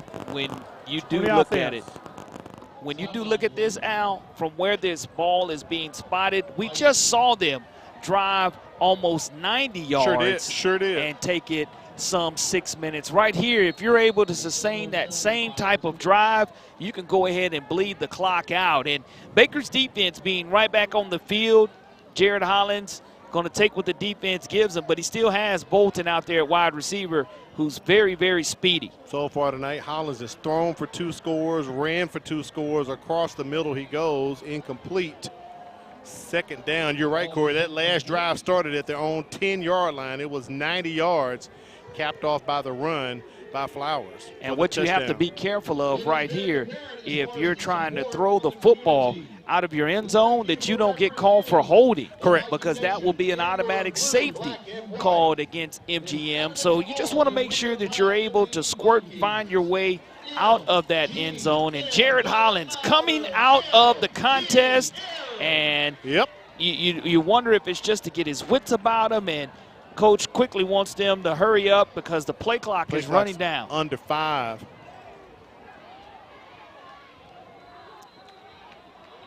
And I think Zach Golson called the timeout just before the play clock hit 0.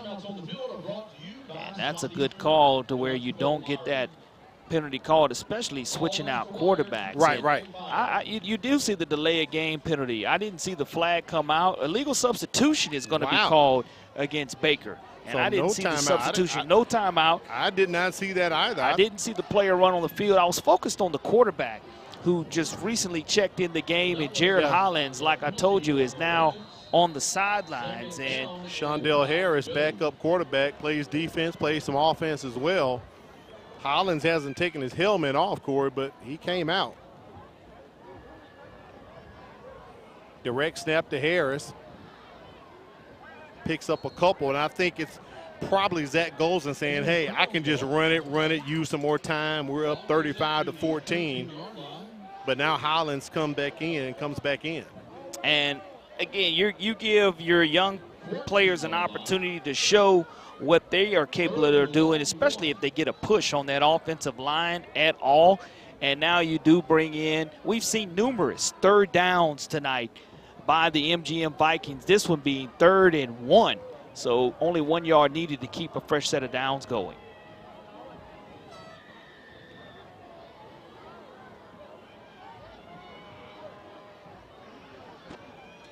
Play clock under 10 for the Vikings.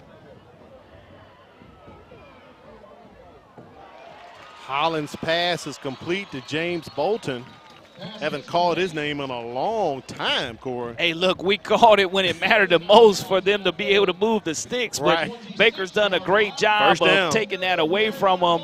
But you do bring Mr. Hollins back in the game on 3rd down and 1. You pass the ball to your sure-handed wide receiver, and now the clock will continue to run and be in favor of the Vikings, leading 35-14. A lot of the Baker Hornet faithful has exited the stands, kind of conceding defeat right here. A run by the Vikings up to about the 30. On the run right there for MGM. Javaris Petway continuing the platoon of running backs tonight for MGM. Yeah, I mean, anytime you can stay fresh this late in the game, the clock continues to run right at 5 minutes remaining, and you're now at 2nd down and 6 yards to go.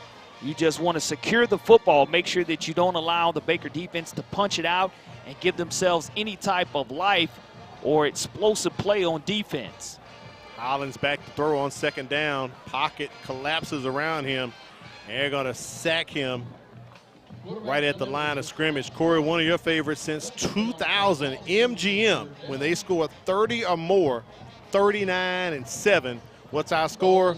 35-14. Well, when you say 31, 26-2 all-time versus Baker, MGM holds that all-time lead versus Baker. And if they're able to hold on this last 4 minutes of this contest, it'll be their 32nd win all-time versus Baker. But more importantly, Chip Minton, the principal here at MGM, will be able to dust off that trophy once again and keep it here in Sims, Alabama. Vikings with the carry once again, continuing to eat up the game clock. Shondell Harris with the carry, picks up about 2 or 3.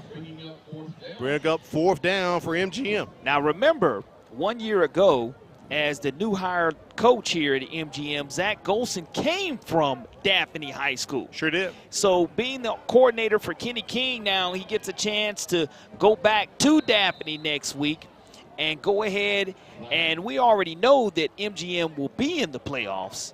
But will they do so as region champions to add to the scoreboard here on their field out here in Sims, Alabama? Will they be able to sell and market those T-shirts for the first time in 50 years? And we know that there used to be 6A, the largest classification in the state of Alabama, and a few years ago they moved to 7A.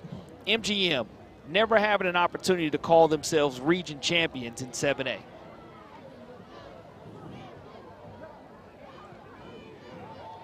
McCreary gets the punt off. Baker's just going to stay away from it. Kind of takes a backspin. MGM's going to down it near the 47-yard line. Corey, got a guy in mind for our Career Tech Education Player of the Game tonight. I think it's a name you're familiar with. I got a guy in mind, real humble guy. He's a South Alabama commit, Corey. Initials J. That's what I'm thinking, Corey. That's what I'm thinking. Well, I know this. How do you go ahead and you come off all-state junior season? Well, your senior season, you go ahead and you throw for close to 2,000 yards. And we know that now Jared Hollins has 21 throwing touchdowns on the season and 6 rushing touchdowns. So, South Alabama verbal commit, that wouldn't be a bad choice for our Career Tech Player of the Game. Josh Flowers back to throw. Pass completed to Bryce Kane. MGM just kind of sitting back in coverage, giving them the below stuff there. No need to press. And even though Josh Flowers has not had a rose-smelling night for himself, just a tremendous athlete for the Baker Hornets. And I know he plans to be an early enrollee to Mississippi State to get a head start, but I'm telling you right now, Mississippi State is getting a flat-out winner in Joshua Flowers. And I know they were used to having Dak Prescott a few years ago, and I'm not saying that he has to play like Dak Prescott at Mississippi State. But this young man can throw the football, he can run the football, and he's a tremendous leader for this Baker program, who's only going to have their second loss of the year, 6-2 and 4-1 in the region. Right. That's not too shabby when you start looking at an opportunity here for them to go ahead and be successful moving forward. Offense, 5 yards, still first down. Penalty called against Baker. As I was looking to the north end zone near the field house, Corey, I see Principal Chip Minton come out with the Battle of West Mobile trophy and a smile you can spot from atop the press box here. Yeah, that trophy staying home a year ago. I remember being out there at Baker High School and the locker room celebration and excitement of seeing what that trophy actually looked like for the first time, and being able to hold it here for a whole year is huge. And Flowers looking to go deep. Yep. Everyone's covered up. He's just going to take it and run out of bounds. And let me talk about Steve Norman, too. There's the shot right there. Steve Norman is doing a tremendous job as the head coach at Baker High School also. And, for so long and so many years, Jack French was the last one to really be successful at Baker High School in regards from a record standpoint. And they've had an opportunity here to learn under Steve Norman and grow under Steve Norman. And this program is definitely going in the right direction. But it's just great to see 2 new teams, kind of be 2 new kids on the block. Correct. As far as 7A football for Mobile, Alabama representation. Put up our Career Tech Education Player of the Game right here at the 2:20 mark.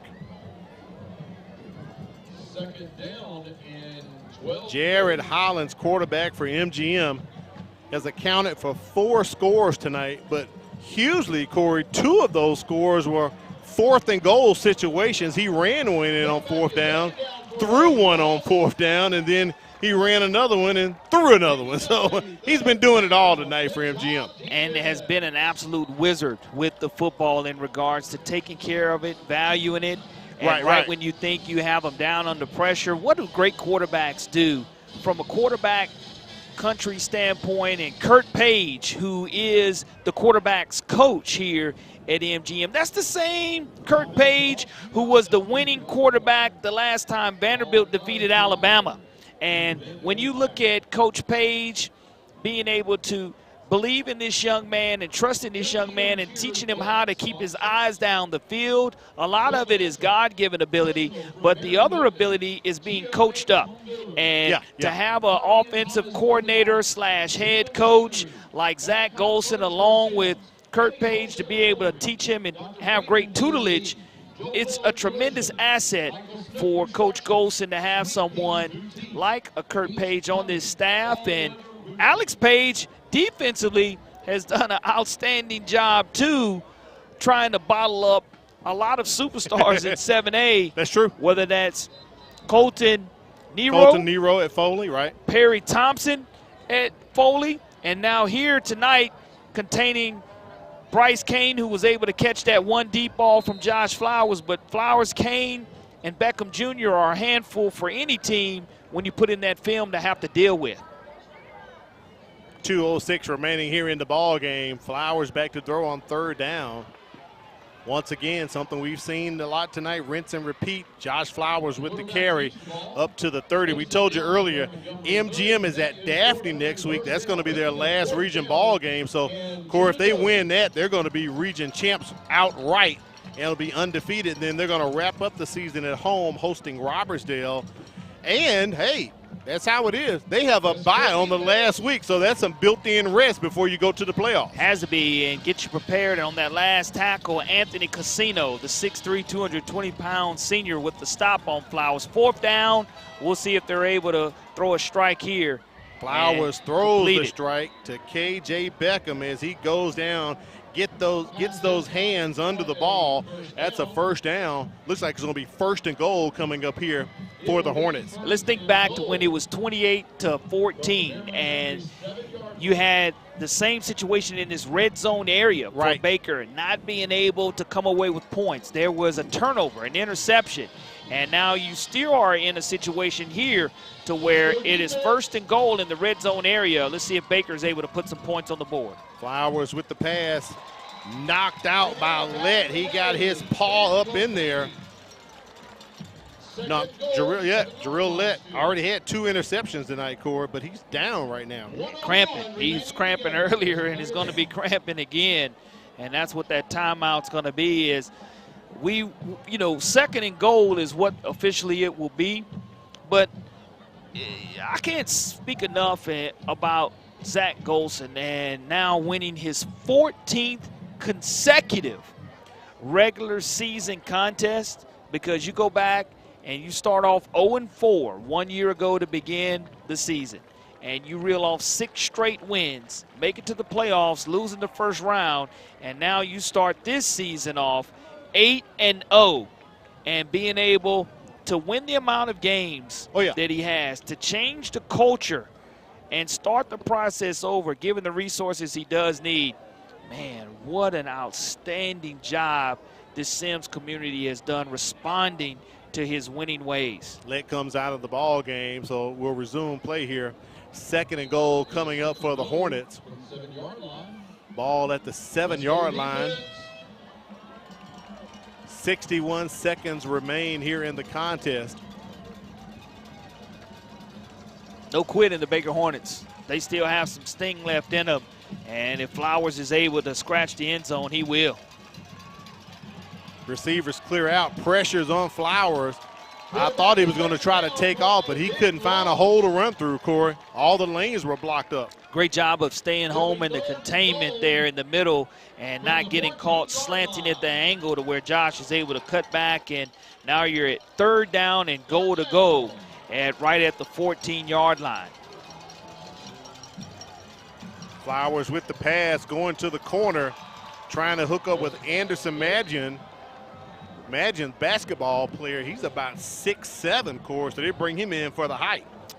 Jump ball is what you have for him, and the defender a little bit smaller and is going to bring up of a goal to go, and what a nice trophy there. Good shot of the trophy there. And it's going to stay home here in Sims, Alabama.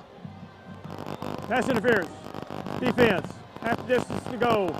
Replay 3rd down. PI against MGM. And get you a little bit closer there, half that distance, as the fans here in Sims, Alabama ready to definitely yell Skol Vikings and be on a 1 week away from making history. And I know our very own sideline reporter, Kimberly Dunn, twirling that fire when she was here.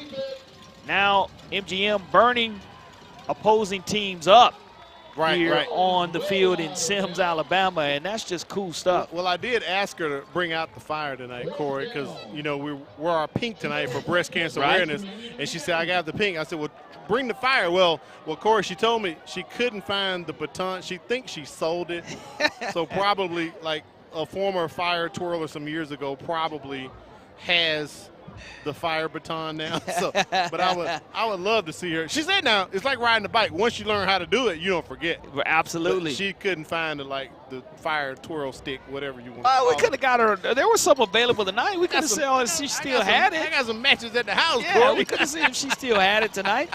Nah, here it is, 4th and goal to go here. The last opportunity for Baker. Going to the fade route to the corner.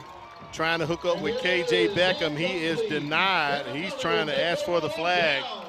And that's going to be ball over on downs with 18.5 seconds remaining here as the MGM is going to capture this win. You just talked about it, Corey. It'll be the 14th one in a row over these past 2 seasons for Zach Golson and the Vikings. But most importantly, 8-0 this season. Unbelievable job here as you see defensive coordinator Alex Page showing a lot of love to his assistant coaches and players as Alex Page and Zach Golson, I mentioned it earlier, coming from that winning tree of right here locally at McGill-Toolen, and knowing what it takes to win that state championship. And, you know, you don't forget those winning philosophies that it does take to win a state championship and build a culture within a program and given the resources and having the talent of a Jared Hollins and a James Bolton. It helps a lot, but you have to have and be coached up.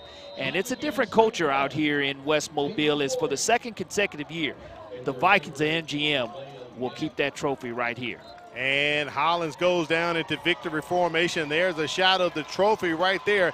MGM's going to capture the win tonight, 35-14. Big win by the MGM Vikings as they retain the Battle of West Mobile trophy. Huge win. And you can see in the handshake line the happiness of the programs. And I know this, Al, we were treated to seeing some outstanding talent here tonight, whether it's from Jared Hollins or, once again, Joshua Flowers, both future stars here that we're going to see on the 2nd and next level. And when you do look at what it means to this school, what it means to this community, this used to be a doormat program. And I know that for many years, decades on decades, people used to laugh about MGM football. They're not laughing anymore because now MGM here in 2023 is going to have the last laugh and have an opportunity to become region champions for the first time in 7A in school history. That's huge. And Corey, that defense only giving up 14 points tonight. They're averaging 8 points, 4 turnovers, all interceptions. I told you they were plus 13 coming into the ball game tonight. That defense is fast and quick, and they are physical. Well, Alex Page is leading that charge defensively, and when you have leaders that believe in you, you look at the overall yardage. Not going to be happy with the penalties, 12 for 117. That'll get you beat. But the total yardage, 317, and no turnovers. No turnovers. The balance, 190, 180. You pop in that film, if you're dapping, you say, okay, we have to pick our poison. 318 for Baker. Yeah, look at there. And you still look at 35-14 winners for the MGM Vikings. A very impressive performance by the MGM program, especially number 7, getting Jared it done Hollins in the red zone area. And that trophy right there is going to be brought back. Going to stay here in Sims. To the office at Sims to be on display. Oh, yeah. But the fact of 4 turnovers, as Kimberly Dunn right there walking with winning coach Zach Golson. You talked about the yardage, kind of an equal balanced attack for Baker, but unfortunately, it's tough to win a ball game with 4 turnovers scored. It really is. It's virtually impossible to get that win, and when you're able to get points off of those turnovers, that's even more impressive. And when you're able to do it on 4th down, on a couple of scoring opportunities, even more impressive. It is even more impressive. And you talk about putting together a great huddle film. when you put those fourth down, goal-to-goal situations together for Jared Hollins, right. Him keeping his eyes up is very impressive, and I know Coach is very happy for him. All right, let's check in with Kimberly Dunn. I know she's a happy Viking with winning coach Zach Golson.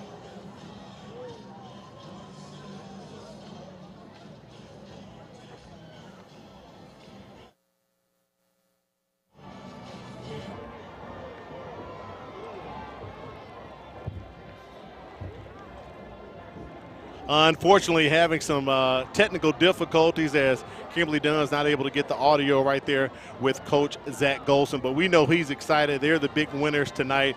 Even got the horses coming in with the sheriff's posse coming in as well, fans on the field, but it's a great win tonight for MGM. Make sure you join us next week. We're going back down to Rain. Oh, yeah, the battlefield at Ben Glover Stadium. It'll be a 5A Region 1 battle with LaFleur versus Rain. But keep in mind, Thursday, we got those middle school championships, Coralie Bounty. It's going to be a double hitter as Lott and Alba are going to duke it out, and Pillins and Causey will duke it out as well. But tonight, the champ is here, MGM, the Battle of West Mobile champs. For Coralie Bounty, Kimberly Dunn, our statisticians, Matt Moore and China Powell, I'm Al Wheaton, thanking you for joining in for another MCPSS High School Football Game of the Week. Have yourself a great weekend.